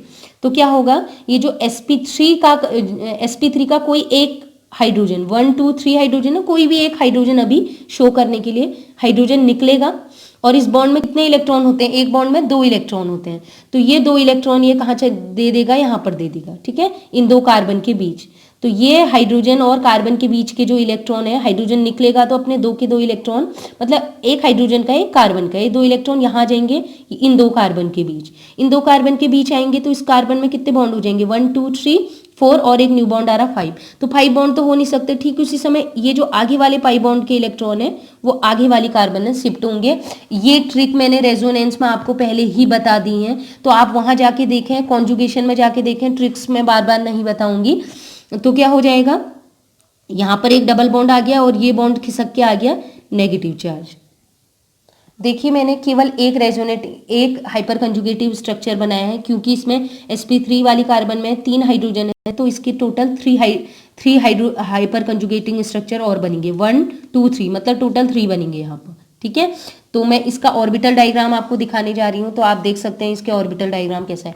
ध्यान से सुनिए, देखिएगा sp2 ये क्या होता है, प्लेनर होता है, तो ये एक प्लेन में है। देखिए इस कार्बन का sp2 ऑर्बिटल जो पाई बॉन्ड बना रहा है, केवल वो वाला शो कर रही हूँ, और इस कार्बन का sp2 ऑर्बिटल जो कि पाई बॉन्ड बना रहा है, इसके पास एक इलेक्ट्रॉन, इसके पास एक इलेक्ट्रॉन, ये ओवरलैप कर रहे हैं, पैरेलली ओवरलैप कर रहे हैं, तो पाई बॉन्ड बन रहा है, ठीक है। लेकिन अगर इस कार्बन की बात करें, ये कार्बन sp3 हाइब्रिडाइज्ड है, तो ये एक प्लेन में नहीं होगा, इसीलिए मैंने थोड़ा सा इसको टिल्ट कर दिया। ये तो सेम प्लेन में है, इसको मैंने थोड़ा सा टिल्ट किया है। ये बॉन्ड को टिल्ट इसलिए किया है ताकि आपको ये डायग्राम में लगे कि ये क्या होगा, सेम प्लेन में नहीं, ये इस ऑर्बिटल, ये ऑर्बिटल सेम प्लेन में अभी नहीं है, पैरेलली अभी देखें तो सेम प्लेन में नहीं है, क्योंकि ये sp3 हाइब्रिडाइज है, ये sp2 है। अब होगा क्या, ये कार्बन, ये हाइड्रोजन की अगर बात करें, इस कार्बन के जो ऑर्बिटल हैं, वैसे sp3 होने की वजह से टेट्राहेड्रल होता है, वो मैं लास्ट में एक्सप्लेन इसको करूंगी। तो इसमें देख लीजिए कार्बन और हाइड्रोजन, कार्बन का p ऑर्बिटल हाइड्रोजन के s ऑर्बिटल से इंटरेक्ट कर रहा है, ठीक है। तो यहाँ पर बना है सिग्मा बॉन्ड। अब होगा क्या, अभी sp2 और इस sp2 के बीच अभी बॉन्ड बना था, अब होगा क्या, सिग्मा बॉन्ड के इलेक्ट्रॉन एक जगह पर लोकलाइज्ड है, एक जगह पर फिक्स है। आपने अभी तक नहीं सुना था कि सिग्मा बॉन्ड कभी मूव करते हैं। अब दो एटम के बीच इलेक्ट्रॉन है, दो एटम के बीच अगर इलेक्ट्रॉन है एक जगह पर है, तो उनके बीच रिपल्शन होगा, रिपल्शन होगा तो उनकी एनर्जी क्या हो जाएगी, बढ़ जाएगी, बढ़ जाएगी तो मॉलिक्यूल क्या हो गया, अनस्टेबल हो गया, अनस्टेबल है ना। दो इलेक्ट्रॉन अगर बीचों बीच में रह रहे हैं, कहीं जा ही नहीं रहे, एक जगह पर फिक्स है, तो क्या उनके बीच रिपल्शन होगा, प्रतिकर्षण होगा, तो एनर्जी बढ़ जाएगी, तो मॉलिक्यूल कैसा हो जाएगा, अस्थाई या अनस्टेबल। तो स्टेबिलिटी को अचीव करने के लिए ये कह रहा है कि मैं भी मूव करूंगा यहां से, ताकि इलेक्ट्रॉन जब एक जगह से दूसरी जगह जाएंगे, मूव करेंगे, तभी तो स्टेबिलिटी लाएंगे, है ना। मैंने पहले भी बताया था कॉन्जुगेशन में कि इलेक्ट्रॉन एक जगह से दूसरी जगह जाते हैं, दूर दूर जाते हैं, तो उनके बीच क्या हो जाता है, वो कंपाउंड ज्यादा स्टेबल हो जाते हैं। तो ये सिग्मा बॉन्ड ने भी डिसाइड किया कि मैं स्टेबल बनूंगा, तो ये दो इनके बीच का बॉन्ड ब्रेक होगा स्टेबल बनने के लिए। तो ये जो इलेक्ट्रॉन है, ये आपको मैंने बताया था अभी, ये बॉन्ड ब्रेक होगा और इन दो कार्बन के बीच आ जाएगा। तो ये ओवरलैपिंग जो अभी इनके बीच हो रही थी, ये दो इलेक्ट्रॉन यहां पर देगा, तो इन दोनों के बीच अब ओवरलैपिंग हो जाएगी, हो गई, इन दोनों के बीच ओवरलैपिंग हो गई। और इसमें क्या हो जाएगा, ये अब बॉन्ड अकेला रह जाएगा, क्योंकि ओवरलैपिंग दो ही ऑर्बिटल के बीच हो सकती है, अभी इनके बीच थी, लेकिन अब क्या कर रहा है, ये कह रहा है मैं करूंगा ओवरलैपिंग, तो ये इसके साथ कर लेगा, करा इसने ओवरलैप। अब जब ये ओवरलैप करेगा, ओवरलैप होने के लिए कंडीशन वही है, दोनों प्लेनर होने जरूरी हैं। अब जैसे ये हाइड्रोजन यहां से निकलेगा, दो इलेक्ट्रॉन, इन दोनों के बीच ओवरलैपिंग होगी। अब ये किस में कन्वर्ट हो गया, एक H पॉजिटिव निकलेगा तो कितने बॉन्ड बन गए, 1 2 3, और पाई बॉन्ड को तो कैलकुलेट करते नहीं, ये भी क्या बन गया, sp2। तो sp3 ऑर्बिटल जो था वो कन्वर्ट हो जाता है हाइपर कॉन्जुगेशन के कारण sp2 में, तो अब ये क्या हो गया, प्लेनर हो गया, तो अब ये ओवरलैप कर सकता है। तो कंडीशन देखिए, नॉन प्लेनर कभी भी प्लेनर के साथ ओवरलैपिंग नहीं कर सकता। अब ये जो नॉन प्लेनर था वो प्लेनर में पहले बदला, उसने H पॉजिटिव रिलीज किया तो प्लेनर मत बदला, इसलिए इसने ओवरलैपिंग की, ठीक है। तो हुआ क्या, ये दो इलेक्ट्रॉन जैसे यहां पर देगा, जैसे दो इलेक्ट्रॉन यहां पर देगा, तो आपको पता है दोनों ऑर्बिटल में कितने होने चाहिए, दो ऑर्बिटल के बीच क्या होने चाहिए, दो इलेक्ट्रॉन होने चाहिए बॉन्ड बनाने के लिए। तो वो क्या करेगा, अपना ये इलेक्ट्रॉन भी इधर शिफ्ट कर देगा, ये वाला इलेक्ट्रॉन भी इधर शिफ्ट कर देगा, तो दोनों इलेक्ट्रॉन यहाँ जाएंगे, और इसके जो दो इलेक्ट्रॉन थे, एक इसके पास रहेगा, एक इसके पास, तो इनके बीच बॉन्ड बन जाएगा। तो आई होप आपको ये ऑर्बिटल डायग्राम समझ में आ गया होगा। देखिए ये मैंने एकदम स्ट्रेट बनाया है sp3, ये एकदम स्ट्रेट नहीं होता, थोड़ा सा टिल्ट होता है, मैं अभी लास्ट में ही बताऊंगी इसे। नेक्स्ट है sigma CH vacant p orbital, इसको हम कह सकते हैं सिग्मा और कार्बोकेटाइन। वैकेंट p ऑर्बिटल मतलब रिक्त p ऑर्बिटल कह सकते हैं, खाली। खाली कब होता है, जब कार्बन पे पॉजिटिव चार्ज हो, मतलब पूरा कार्बन के पास एक ऑर्बिटल खाली होगा। तो इसमें क्या होता है, सिग्मा बॉन्ड के जो CH बॉन्ड के जो सिग्मा बॉन्ड के इलेक्ट्रॉन है, वो किसके साथ इंटरेक्ट करते हैं, किसके साथ डिलोकलाइज होते हैं, वो डिलोकलाइज होते हैं वैकेंट p ऑर्बिटल। कौन से ऑर्बिटल, वैकेंट p ऑर्बिटल, ये सॉरी मिस्टेक वाइज लिख दिया था, ये वैकेंट p ऑर्बिटल के साथ इंटरेक्ट करते हैं, ठीक है, खाली p ऑर्बिटल के साथ। तो देख लीजिए, खाली p ऑर्बिटल अगर हम कह रहे हैं तो समझ लीजिए कार्बोकेटाइन। तो ये कार्बोकेटाइन है, 1 2 3 बॉन्ड, तो sp2 हाइब्रिडाइज्ड है, इसके बगल में हमने पहले sp3 ढूंढा, तो इस sp3 में क्या हाइड्रोजन जुड़े हैं डायरेक्टली अटैच, यस, 3 हाइड्रोजन जुड़े हैं, तो हम एक को शो करा सकते हैं, वही कंडीशन है। एक बॉन्ड में क्या है, 2 इलेक्ट्रॉन, हाइड्रोजन निकलेगा। अब ये sp2 है, ये sp3 है, कंडीशन वही है, इस बॉन्ड के इलेक्ट्रॉन एक जगह पर फिक्स हो रहे हैं, इनमें रिपल्शन हो रहा है, तो ये कह रहे हैं हम अनस्टेबल हैं, हमें भी स्टेबल बनना है। तो उन्होंने कहा H से निकलो और ये इलेक्ट्रॉन को एक जगह से दूसरी जगह मूव कराते हैं, ये इलेक्ट्रॉन यहाँ चले जाएंगे, तो यहाँ जाएंगे, यहाँ पर बॉन्ड बन जाएगा, बॉन्ड बन जाएगा, ठीक है, और ये H पॉजिटिव यहाँ से निकल जाएगा, H पॉजिटिव को यहाँ शो करेंगे। देखिए पहले वाले में भी इसको मैं भूल गई थी, H पॉजिटिव को शो कराना ही पड़ेगा, H पॉजिटिव बाहर नहीं निकलता है, इसी सिस्टम के अंदर रहेगा, बस बॉन्ड टूट चुका है, लेकिन H पॉजिटिव यहीं पर रहेगा, इसी से अट्रैक्ट रहता है। देखिए पॉजिटिव नेगेटिव चार्ज है, ये अट्रैक्ट करता है ताकि ये यहीं रहे, ठीक है, अब हम बात करते हैं इसमें। ठीक है, तो ये बॉन्ड बन गया और जैसे ये बॉन्ड बनेगा इसका पॉजिटिव चार्ज खत्म हो जाएगा। अब कंडीशन क्या है, sp3 कार्बन था, जैसे ये बॉन्ड टूटा यहाँ पर पाई बॉन्ड बना, अब ये क्या बन गया 1 2 3, मतलब ये क्या बन गया sp2। नॉन प्लेनर था, अब क्या हो गया प्लेनर, क्योंकि अगर इस प्लेनर के साथ इस नॉन प्लेनर ने ओवरलैपिंग करनी है, इस प्लेनर ने sp2 ने sp3 के साथ ओवरलैपिंग करनी है, तो कंडीशन है sp3 को भी इसकी तरह बनना पड़ेगा, और sp3 को इसकी तरह बनने के लिए sp3 को किस में बदलना पड़ेगा, sp2 में। ये दोनों प्लेनर होंगे तभी ओवरलैप कर सकते हैं। फॉर एग्जाम्पल ये मैंने शो कर रखा है, टिल्ट दिखाया, टिल्ट का मतलब ये दोनों एक प्लेन में अभी नहीं है, ये sp2 हाइब्रिडाइज्ड है और ये sp3 है, sp2 sp3 से कभी ओवरलैप नहीं कर सकता है। अब ये कह रहा है कि मुझे ओवरलैपिंग करनी है, स्टेबल बनना है, तो इस बॉन्ड के इलेक्ट्रॉन क्या होंगे, यहाँ पर आ जाएंगे, दोनों में ओवरलैपिंग हो जाएगी। H पहले ये ऑर्बिटल ब्रेक होगा, ये अलग होगा, अपने 2 इलेक्ट्रॉन इसको दे जाएगा इस ऑर्बिटल को, और अब ये 2 ऑर्बिटल आपस में इंटरेक्ट कर रहे हैं। तो अभी तक ये ऑर्बिटल खाली था, वैकेंट पॉजिटिव खाली था। अब क्या होगा, जैसे ये 2 इलेक्ट्रॉन यहाँ पर आएंगे तो एक इलेक्ट्रॉन यहाँ पहुंच जाएगा, एक इलेक्ट्रॉन आपस में बढ़ जाएंगे, एक इलेक्ट्रॉन यहाँ आ जाएगा, क्योंकि बॉन्ड बन रहा है, इन दोनों के बीच बॉन्ड बन रहा है, और बॉन्ड के इलेक्ट्रॉन एक इसका रहेगा, तो एक इलेक्ट्रॉन इस ऑर्बिटल में, एक इलेक्ट्रॉन इस ऑर्बिटल में, इक्वली होते हैं, आपको पता है स्टेबलाइज करने के लिए। तो H पॉजिटिव भी यहीं रहेगा। तो अब ये क्या बन गया, पहले था sp3 अब बन गया sp2, ये तो sp2 ही है। अब प्लेनर कंडीशन आ गई, वो डायग्राम वैसे ही दिखाया, बस समझ लीजिए प्लेनरिटी में ही ये ओवरलैप करेगा। नेक्स्ट है तीसरा लास्ट टाइप है sigma CH half field p orbital के साथ या इनकम्प्लीट p ऑर्बिटल के साथ, तो इसको sigma carbon free radical conjugation भी कहते हैं। इसमें क्या होता है, सिग्मा जो CH बॉन्ड के इलेक्ट्रॉन है, सिग्मा बॉन्ड के इलेक्ट्रॉन वो किसके साथ इंटरेक्ट करते हैं, इनकम्प्लीटली फील्ड, मतलब जिसमें p एक ऑर्बिटल में कितने मैक्सिमम इलेक्ट्रॉन होते हैं 2, लेकिन इसमें क्या होंगे, एक ही इलेक्ट्रॉन होंगे। ठीक है, इसी को कहेंगे फ्री रेडिकल के साथ इंटरेक्ट करता है। तो देखिएगा ये है फ्री रेडिकल, इसको हम ग्रुप मानेंगे, जैसे कार्बोकेटाइन को ग्रुप मानते हैं और C डबल बॉन्ड C को ग्रुप मानते हैं। तो ये फ्री रेडिकल वाला है sp2 हाइब्रिडाइज 1 2 3 बॉन्ड है, sp2 है। इसके एडजेसेंट में क्या sp3 है, हाँ sp3 है। क्या इनमें हाइड्रोजन है, यस हाइड्रोजन है, तो इनका इंटरेक्शन होगा। इंटरेक्शन वही कंडीशन है कि वो इसके साथ इंटरेक्ट करना चाहते हैं स्टेबिलिटी अचीव करने के लिए, लेकिन यहाँ पर एक इलेक्ट्रॉन इसके पास है, बॉन्ड बनाने एक बॉन्ड में कितने इलेक्ट्रॉनों की जरूरत होती है 2, तो इसके पास कितने इलेक्ट्रॉन पहले से हैं, एक इलेक्ट्रॉन, तो इसको कितने इलेक्ट्रॉन और चाहिए बॉन्ड बनाने के लिए, केवल एक। तो इस समय होमोलिटिक फिजन होगा। होमोलिटिक फिजन क्यों होता है, कैसे होता है, वो भी मैं आपको बाद में बताऊंगी जब हम फिजन पढ़ेंगे। तो आपको पता है हाफ एरो से इसको दिखाते हैं, फिश हुक एरो इसे कहते हैं। एक बॉन्ड में 2 इलेक्ट्रॉन है, एक हाइड्रोजन लेके गया, एक कार्बन लेके गया, तो कार्बन का एक इलेक्ट्रॉन ये आया और इस वाले कार्बन का एक इलेक्ट्रॉन ये है, मिलेंगे तो बॉन्ड बन जाएगा। और ये H जो है वो निकला, लेकिन एक इलेक्ट्रॉन लेके निकला है। तो पहले ये क्या था, sp3 था, क्योंकि 1 2 3 4 बॉन्ड थे। अब क्या हो गया, sp2। क्यों हो गया sp2, क्यों 1 2 3 पाई बॉन्ड बड़ा है, इसमें भी 4 बॉन्ड अभी कंप्लीट है, लेकिन पाई बॉन्ड को हम गिनते नहीं है। 1 2 3 तो 3 में क्या हो जाएगा sp2। तो ये हो गया हमारा सिग्मा इनकम्प्लीटली फील्ड या सिग्मा फ्री रेडिकल ओवरलैपिंग। तो यहाँ देख लीजिए ये sp2 कार्बन है, एक इस p ऑर्बिटल में एक इलेक्ट्रॉन आपको दिखाई दे रहा है ये वाला। अब उसके अलावा ये जो है sp3 कार्बन है, एकदम मैंने स्ट्रेट बना दिया, एकदम स्ट्रेट नहीं होता है, टिल्ट होता है, टेट्राहेड्रल होता है, क्योंकि स्ट्रक्चर 109 डिग्री एंगल होता है इसमें। तो इसमें C ये कार्बन का जो p ऑर्बिटल है और हाइड्रोजन के बीच ओवरलैपिंग हुई है, लेकिन ये अनस्टेबल है क्योंकि इलेक्ट्रॉन एक जगह पर फिक्स है। अब ये इलेक्ट्रॉन एक जगह से दूसरी जगह मूव करना चाहते हैं, स्टेबल बनना चाहते हैं, तो स्टेबल बनने के लिए ये इलेक्ट्रॉन यहाँ से जंप करेंगे इस साइड की ओर। तो जंप करने के लिए कंडीशन क्या है, उसने कहा एक इलेक्ट्रॉन तो मेरे पास है ही, अगर मेरे साथ ओवरलैपिंग करनी है तो एक ही इलेक्ट्रॉन और चाहिए। तो क्या होगा, इसके पास तो 2 थे, तो उन्होंने कहा एक इलेक्ट्रॉन हम ओवरलैपिंग में लेते हैं, एक इलेक्ट्रॉन हाइड्रोजन से बोला आप ले जाओ।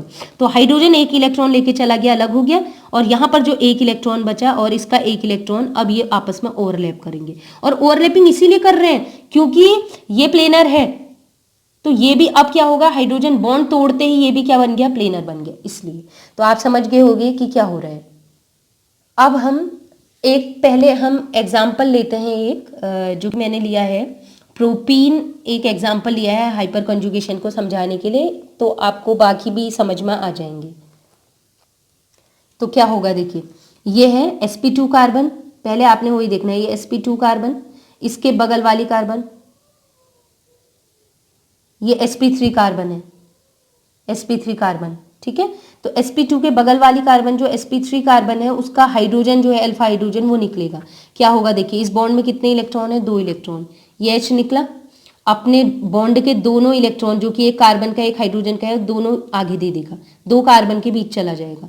तो जैसे ही ये 2 कार्बन के बीच जाएगा इस कार्बन में बॉन्ड कितने हो जाएंगे, 1 2 3 4 और एक न्यू बॉन्ड बन रहा 5। तो 5 बॉन्ड तो हो नहीं सकते, ठीक इसी टाइम पे एक बॉन्ड जो पाई बॉन्ड है टूट के आगे वाली कार्बन में चला जाएगा। तो नेक्स्ट ये बन जाएगा, H निकला है पॉजिटिव के रूप में, तो इसने बॉन्ड दिया, यहाँ पर बॉन्ड बन जाएगा और ठीक इसी समय वैलेंसी को मेंटेन करने के लिए एक बॉन्ड टूट के कार्बन नेगेटिव बन जाएगा, कार्बन पे चला जाएगा। अब आपको करना क्या है, जैसे आपने ये H पॉजिटिव निकाला एक बार, तो आप सोचिए एक बार आपने ये H पॉजिटिव ये वाला बॉन्ड ब्रेक कर दिया। अगर आप ये वाला बॉन्ड ब्रेक नहीं करते तो कौन सा वाला बॉन्ड ब्रेक हो सकता है, ये वाला हाइड्रोजन भी तो हो सकता था। तो ये वाला हाइड्रोजन ब्रेक होता तो H पॉजिटिव यहाँ पर आएगा, तो मैंने ये दिखा दिया। बाकी 2 बॉन्ड को ऐसे लगाएंगे। आपको क्या करना है, केवल यहाँ जो चेंज किया है आगे वो ऐसे ही रहेगा। एक बार जितने अल्फा H है एक बार इसको H पॉजिटिव के रूप में दिखा दो, एक बार इस वाले को अल्फा H को H पॉजिटिव के रूप में दिखा दो, बाकी 2 बॉन्ड वैसे ही रहेंगे। और एक बार तीसरे वाले को H पॉजिटिव के रूप में दिखाते। जो अल्फा H है, 3 अल्फा H है ना, और तो कोई अल्फा H नहीं है, तो ये 3 अल्फा H हैं जो कि sp3 से जुड़े हैं, sp3 से जुड़े हैं। केवल उन्हीं को आपने क्या करना है, एक एक तीनों रेजोनेटिंग स्ट्रक्चर में या तीनों हाइपर कंजुगेटिव स्ट्रक्चर में H पॉजिटिव अलग करके दिखाना है। रीजन ये होता है H पॉजिटिव को अलग करके दिखाया है क्योंकि सिग्मा बॉन्ड ब्रेक हुआ है, बॉन्ड 2 ब्रेक हुआ है, इसलिए दिखाया। लेकिन H पॉजिटिव बाहर नहीं निकलेगा, इस रिएक्शन मिक्सचर में ही रहेगा, तो इसलिए इस H पॉजिटिव को दिखाना जरूरी होता है। नेक्स्ट है characteristics of hyper conjugation, hyper conjugation की विशेषताएं। फर्स्ट है, it is also known as Baker Nathan effect, sigma pi conjugation, no bond resonance. ये बताने वाली कोई चीज नहीं है, इसको हम Baker Nathan effect, sigma pi conjugation, no bond resonance नाम से भी जानते हैं। Next, it shows extended conjugation because in hyperconjugation sigma orbital CH और CX के take part in conjugation. CX वाला केस हम नेक्स्ट वीडियो में पढ़ेंगे जिसमें रिवर्स कॉन्जुगेशन बताऊंगी, हाइपर कॉन्जुगेशन बताऊंगी। बस अभी आप देखिए कि इसे एक्सटेंडेड कॉन्जुगेशन भी कहते हैं। इसका नाम जो है हाइपर कॉन्जुगेशन, उसका मतलब होता है एक्सेसिव कॉन्जुगेशन या फिर एक्सटेंडेड कॉन्जुगेशन, क्योंकि अभी तक जो कॉन्जुगेशन में हमने पढ़ा था उसमें पाई सिग्मा लोन पेयर यही केस पढ़े हुए थे, कुछ बताए थे मैंने। लेकिन सिग्मा बॉन्ड की कभी बात नहीं हुई थी कि सिग्मा बॉन्ड कभी मूव नहीं करेगा क्योंकि स्ट्रॉन्ग बॉन्ड है। लेकिन कॉन्जुगेशन को बढ़ाने के लिए, स्टेबिलिटी को बढ़ाने के लिए ये क्या करते हैं, सिग्मा बॉन्ड के इलेक्ट्रॉन भी मूव कर रहे हैं, सिग्मा बॉन्ड के इलेक्ट्रॉन भी कॉन्जुगेशन में पार्टिसिपेट कर रहे हैं। ये देखिए सिग्मा बॉन्ड भी कॉन्जुगेट कर रहे हैं, बॉन्ड यहाँ से यहाँ मूव कर रहे हैं। कॉन्जुगेशन मतलब इलेक्ट्रॉनों का डिलोक्युलाइजेशन। इस सिग्मा बॉन्ड के इलेक्ट्रॉन यहाँ जा रहे हैं, ये पाई बॉन्ड वाले आगे जा रहे हैं, तो कॉन्जुगेशन हो रहा है ना, रेजोनेटिंग स्ट्रक्चर बन रहे हैं। तो स्टेबिलिटी अचीव करने के लिए, स्टेबिलिटी प्राप्त करने के लिए, स्थायित्व प्राप्त करने के लिए सिग्मा बॉन्ड के इलेक्ट्रॉन भी मूव कर रहे हैं, एक से दूसरे जगह मूव कर रहे हैं, जा रहे हैं, इसलिए इसे हम कहेंगे एक्सटेंडेड या बहुत ज्यादा अधिक। नेक्स्ट है इट इज परमानेंट इफेक्ट। अब इसे तो कहने की बात ही नहीं है। देखिएगा इस कंपाउंड की अगर बात करें, क्या मैंने बाहर से कोई रिएजेंट लिया कि बाहर से मैं रिएजेंट लूंगी तब ये रिएक्शन, तब ये H टूटेगा और बॉन्ड आगे मूव करेगा, क्या ऐसा हुआ? नहीं।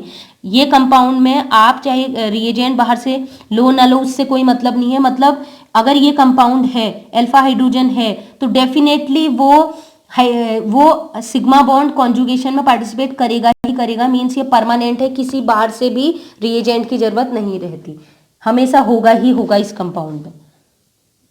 Next point, it gives more than one hyper conjugative structure. आसान सी बात है, जब हम जितने अल्फा H होंगे, जितने अल्फा हाइड्रोजन होंगे, उतने हाइपर कॉन्जुगेटिव स्ट्रक्चर बनेंगे। जैसे ये कंपाउंड है, कार्बोकेटाइन है, उसके बगल वाला कार्बन है, ठीक है, ये कार्बोकेटाइन है sp2 हाइब्रिडाइज्ड, उसके बगल वाला कार्बन जस्ट ये है, ये sp3 है, ठीक है। जस्ट बगल वाले का sp3 देखो, ये देखा, इस कार्बन में हाइड्रोजन कितने हैं? इस कार्बन में 2 हाइड्रोजन है, तो 2 हाइड्रोजन है तो 2 रेजोनेटिंग स्ट्रक्चर बन जाएंगी।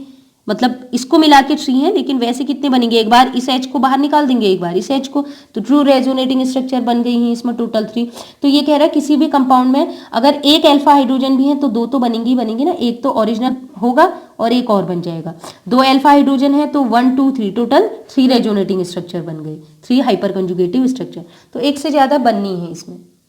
Next point, it is also known as, sorry इसमें नोन लिखना मैं भूल गई, it is also known as no bond resonance, it is because the bond between alpha carbon and hydrogen is broken.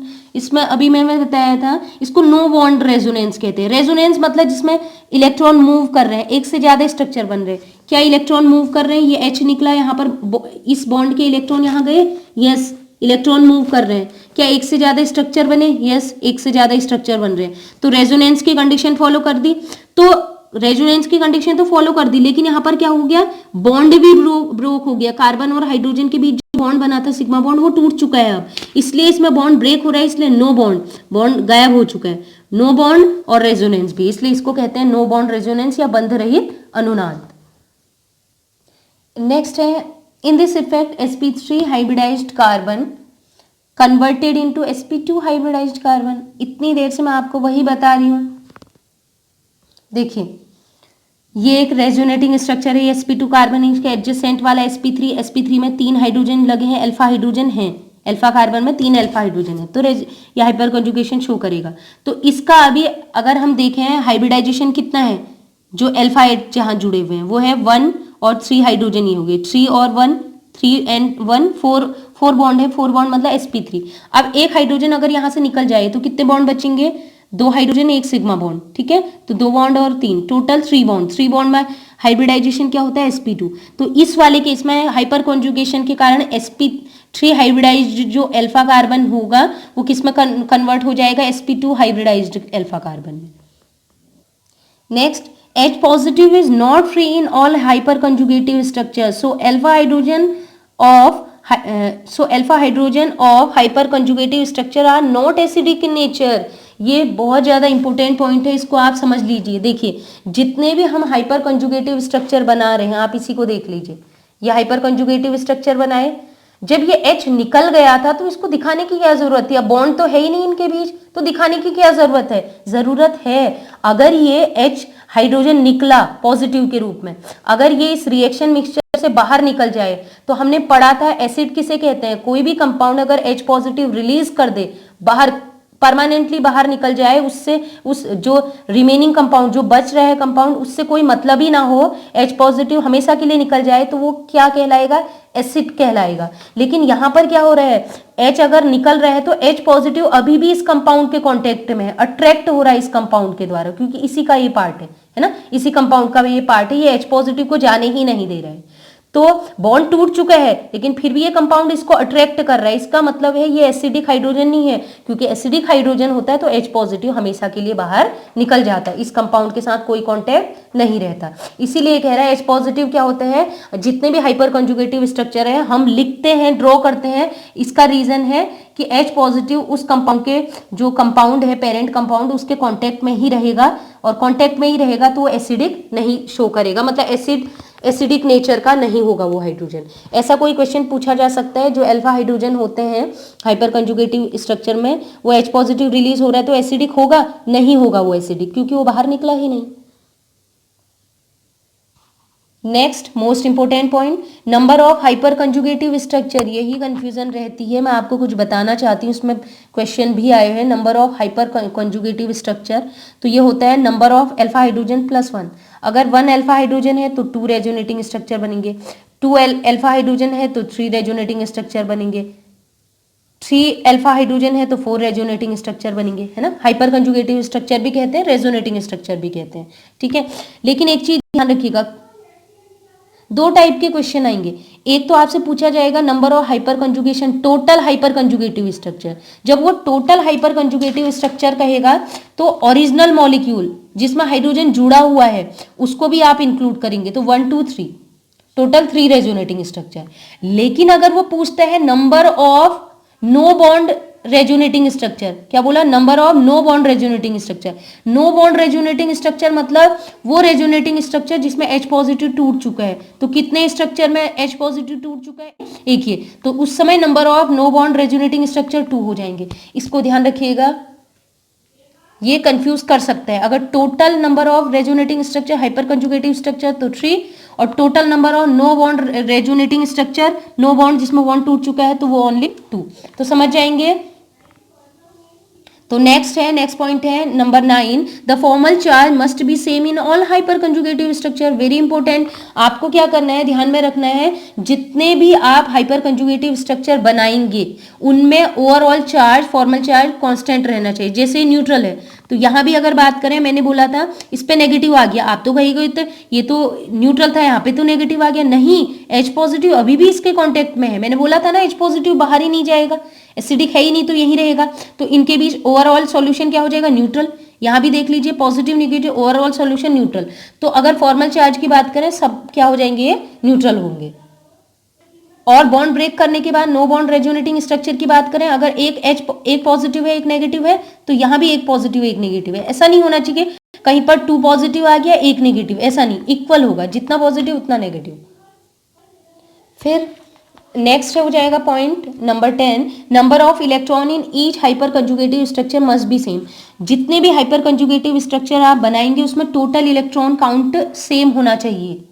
इसमें आप mistake कर सकते हैं, इसलिए मैं इनको एक बार काउंट करके बता रही हूँ। देख लीजिए, देखिए बॉन्ड कितने, अभी नॉर्मल कुछ ही बॉन्ड मैं कैलकुलेट कर रही हूँ। देख लीजिए जो दिख रहे हैं हमें, 1 2 3 4 5 6, टोटल 6 बॉन्ड है, और एक बॉन्ड में 2 इलेक्ट्रॉन है।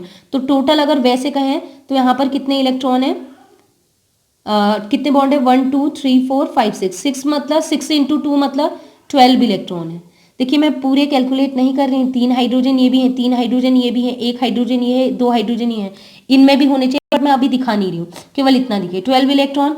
तो यहाँ भी कितने होने चाहिए, यहाँ भी अगर बात करें तो 12 भी होने चाहिए। तो एक बार हम देख लेते हैं इसको। देखिए रेजोनेंस शो नहीं किया है, ये H निकलेगा, ये बॉन्ड यहाँ पर जाएगा तो ये मूव करके आगे चला जाएगा। ठीक है, तो अब कैलकुलेट करते हैं। तो इसमें देखते हैं कितना कैलकुलेट करके आया, 1 2 3 4 5, तो 5 बॉन्ड है, तो 5 इंटू 2 हो गया 10 इलेक्ट्रॉन। लेकिन बाकी ये तो 12 कह रहा था, तो 2 इलेक्ट्रॉन यहाँ भी तो है, 10 और 2 क्या हो गया, 12 इलेक्ट्रॉन। तो नंबर ऑफ इलेक्ट्रॉन इक्वल है, यहाँ भी देख लीजिए 1 2 3 4, 4 है, 4 बॉन्ड मतलब 4 इंटू 2 8 इलेक्ट्रॉन, तो यहाँ भी उतने होने चाहिए। 1 2 3 4, यहाँ भी कितने हैं, 8 इलेक्ट्रॉन।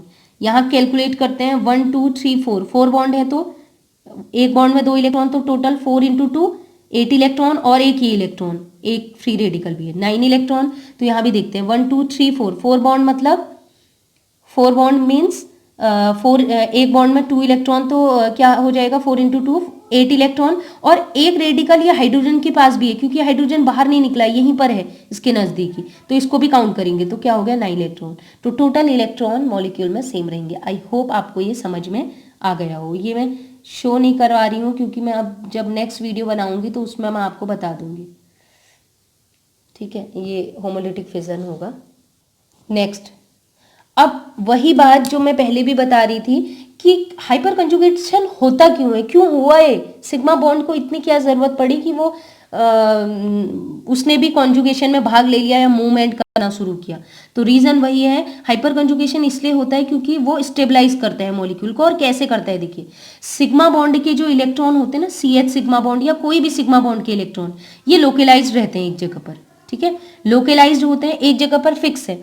अब ढेर सारे इलेक्ट्रॉन समझिए, अगर 2 इलेक्ट्रॉन भी एक जगह पर हैं, तो इनमें क्या होगा, इलेक्ट्रॉन इलेक्ट्रॉन में रिपल्शन प्रतिकर्षण, और प्रतिकर्षण होगा, रिपल्शन होगा, झगड़ा होगा, तो क्या हो जाएगी, इनकी एनर्जी बढ़ जाएगी, और एनर्जी बढ़ जाएगी तो इनकी स्टेबिलिटी या इनका स्थायित्व तो क्या हो जाएगा, कम हो जाएगा, कम होगा। तो अब ये क्या चाह रहे हैं, एक जगह पर ये फिक्स थे, लोकेलाइज थे, एक जगह पर रुके हुए थे, अब ये क्या हो गए हैं, झगड़ा हुआ इनके बीच, इन्होंने कहा नहीं भाई हमें भागना है यहाँ से, एक साथ हम नहीं रहेंगे। ठीक है, तो इन्होंने कहा हमें भी दूर दूर रहना, ताकि हम शांति से रह सके, ताकि हम स्थायी हो सके। तो क्या हुआ, सिग्मा बॉन्ड ने हाइपर कंजुगेशन हुआ, और सिग्मा बॉन्ड के इलेक्ट्रॉन ने मूव करना शुरू किया, एक जगह से दूसरी जगह जाना शुरू किया। मीन्स इन्होंने क्या है, डिलोकलाइज किया। जब इलेक्ट्रॉन एक दूसरे से दूर दूर जा रहे हैं, मतलब ये समझिए एक दूसरे से दूर जा रहे हैं, ठीक है, एक प्रकार से ये सोचिए डिलोकलाइज हो रहे, एक जगह से दूसरी जगह जा रहे हैं, तो अब इलेक्ट्रॉन दूर दूर हो गए, इनके बीच क्या होगा, रिपल्शन कम हो जाएगा, झगड़ा कम होगा, इलेक्ट्रॉन दूर दूर है, दो बच्चे दूर दूर है, तो झगड़ा कम होगा, और झगड़ा कम होगा तो शांति बनी रहेगी, मतलब स्टेबिलिटी या स्थायित्व ज्यादा हो जाएगा।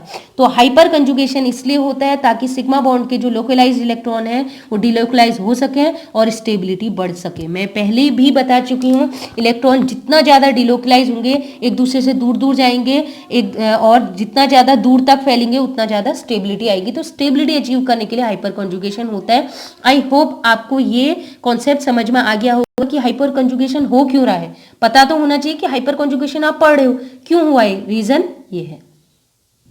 अब ये जो पॉइंट मैं बता रही हूँ 12 पॉइंट, वो पॉइंट जो है वो कॉम्पिटिटिव एग्जाम या एमएससी स्टूडेंट, बीएससी स्टूडेंट या हायर लेवल्स के लिए है। 12th वाले स्टूडेंट है तो मैं उनसे रिक्वेस्ट करूंगी कि इतना डीप अगर आप पढ़ना चाहते हैं तो पढ़ सकते हैं, बट इतना डीप डिटेल जाने की ज़रूरत नहीं है। बट ये है कि फ्यूचर में तो आपको ज़रूरत पड़ सकती है, तो आप इस पॉइंट को भी ऐड कर सकते हैं अपने हिसाब से, ठीक है।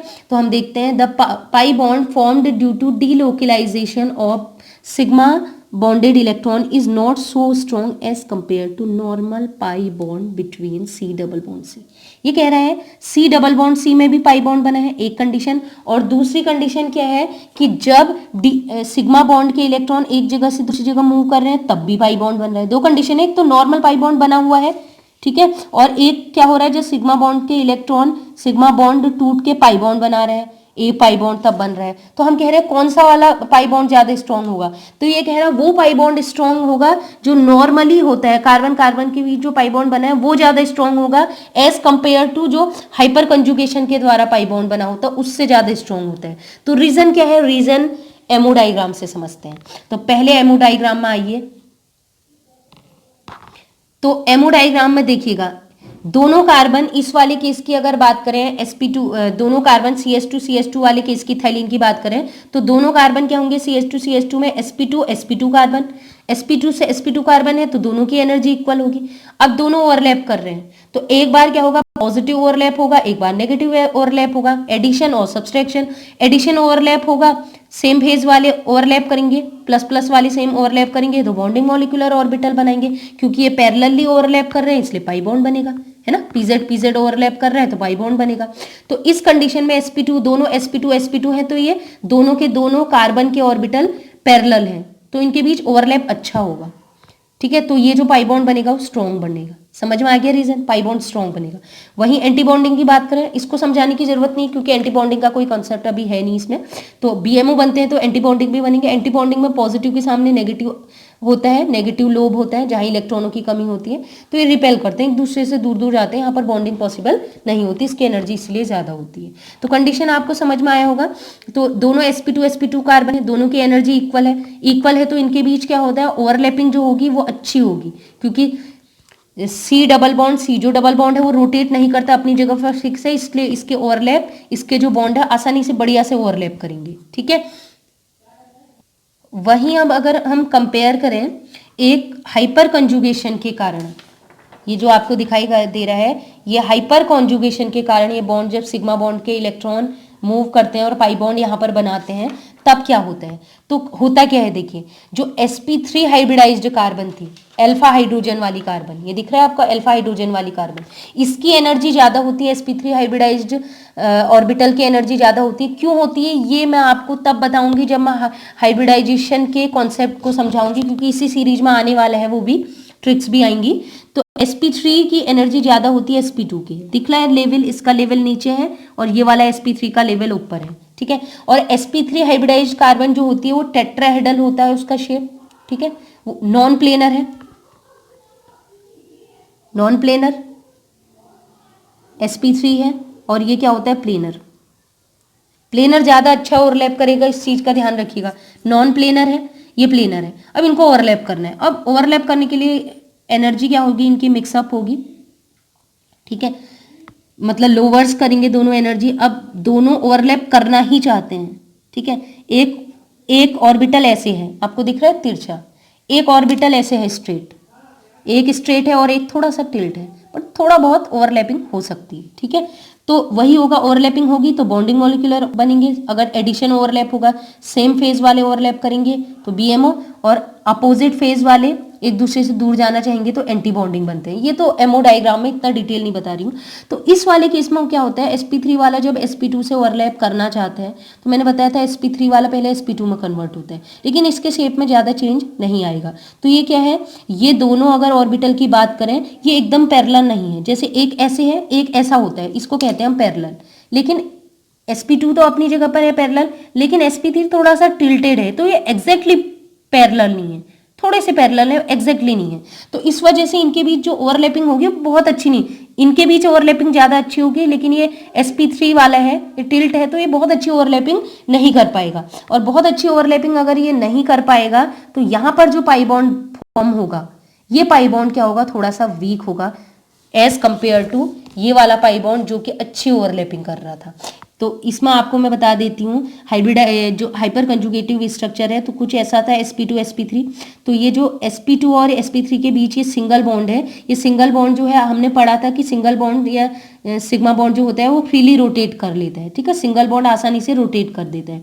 तो रोटेट करता है तो ये वाला कार्बन रोटेट, ये तो फिक्स है क्योंकि sp2 है, डबल बॉन्ड वाला है तो ये तो फिक्स है, लेकिन ये वाला कार्बन रोटेट कर रहा है। ये जो एनिमेशन है, एनिमेशन में आप देख सकते हैं ये sp2 रोटेट कर रहे हैं। तो प्रोपीन के इस स्ट्रक्चर में जो आपको sp3 कार्बन दिख रही है, इसमें 3 हाइड्रोजन लगे हैं जो बारी बारी से रोटेट करके ऑरेंज कलर के p ऑर्बिटल के सामने आएंगे और ये p ऑर्बिटल के साथ ओवरलैप करेंगे। जैसे देखिए अब तीसरा हाइड्रोजन ऑर्बिटल उसके सामने आ गया है, लगभग पैरेलल है, तो ये ऑरेंज ऑर्बिटल sp2 ऑर्बिटल के साथ ओवरलैप करेंगे और बॉन्ड फॉर्मेशन रोटेट कर रहे हैं। तो रोटेट करते वक्त ये तो अपनी जगह पर फिक्स है, इसके स्ट्रक्चर ऑर्बिटल ऐसे करके रुके हैं, लेकिन इसके जो 3 ऑर्बिटल हैं ये क्या हो रहा है, चेंज होते जा रहा है, कभी ऐसे आ रहा है, कभी नीचे जा रहा है, कभी इधर आ रहा है, कभी आ रहा है, ऐसे करके। तो हो सकता है एक कंडीशन ऐसी आ जाए, ये ऑर्बिटल जो है कार्बन का, ये वाला जो p ऑर्बिटल है और ये जो CH है ना, ये p ऑर्बिटल या हाइड्रोजन वाला जो ऑर्बिटल है ये इस वाले के सामने आ जाए, ठीक, इसका p ऑर्बिटल जो है इसके प्लेनर हो जाए, ऐसी कोई कंडीशन आ सकती है, इसका ऑर्बिटल इसके साथ प्लेनर हो जाए। और जैसे ही ये प्लेनर होंगे दो ऑर्बिटल, ये एकदम से ओवरलैप करेंगे, ठीक है, एकदम से ओवरलैप करेंगे तो क्या हो जाएगा, हाइड्रोजन वाला बॉन्ड टूटेगा, इनके बीच बॉन्ड बन जाएगा, ठीक। लेकिन ये बहुत तेजी से होता है, मेगाहर्ट्ज की कंडीशन में होता है, 10⁶ अगर हम कहें इतनी स्पीड से ये हो रहा है, तो हम कहें तो बहुत ही स्पीड से ये रोटेट कर रहे हैं, ये 1 सेकेंड में 10⁶ मेगाहर्ट्ज की पावर से तेजी से रोटेट कर ले रहे हैं। तो इतना जल्दी ये रोटेट कर रहे हैं तो एकदम से क्या होगा, इसके सामने आया तो इसने तुरंत ओवरलैपिंग करी और जैसे गया तो ओवरलैपिंग टूट गई। फिर दूसरा वाला हाइड्रोजन सामने आया तो इनने ओवरलैपिंग करी, फिर एकदम से तेजी से हो रहा है ना तो बॉन्ड टूट जाएगा। फिर ये वाला सामने आया तो इसने, जो सामने आ रहे हैं वो ओवरलैप करेंगे और हाइड्रोजन वहां का निकल जाएगा और फिर से ये बैक आ जाएगा। मतलब कंडीशन चल रही है, बॉन्ड बन रहा है, बॉन्ड टूट रहा है, बॉन्ड बन रहा है, बॉन्ड टूट रहा है। तो इस वजह से होता है। मैंने अपनी ओर से काफ़ी मेहनत की है इस टॉपिक में, बहुत जगह से मैंने ये कॉन्सेप्ट ढूंढे हुए हैं। आई होप आपको ये समझ में आया हो, और अगर कोई चीज़ नहीं भी आई तो आप वीडियो में कमेंट सेक्शन में जाके कमेंट कर सकते हैं कि हमें ये नहीं आया। मैं कोशिश करूँगी, एक डाउट सेशन रखूँगी जिसमें अच्छे से सारे डाउट मैं आपको क्लियर करूँगी। और प्लीज़ फ्रेंड्स, मैं अगेन वही कह रही हूँ कि मैंने बहुत मेहनत करके इस टॉपिक में, लगभग मुझे 1 हफ्ता लगा इतनी डिटेल अलग अलग जगह से लेने में, अच्छी अच्छी बुक से लेने में।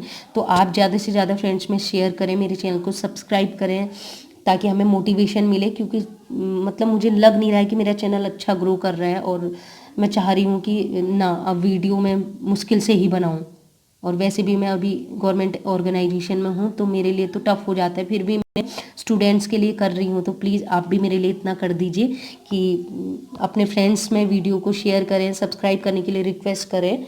तो friends, keep watching, keep loving, keep sharing, और आज के लिए इतना ही। Till then and bye bye.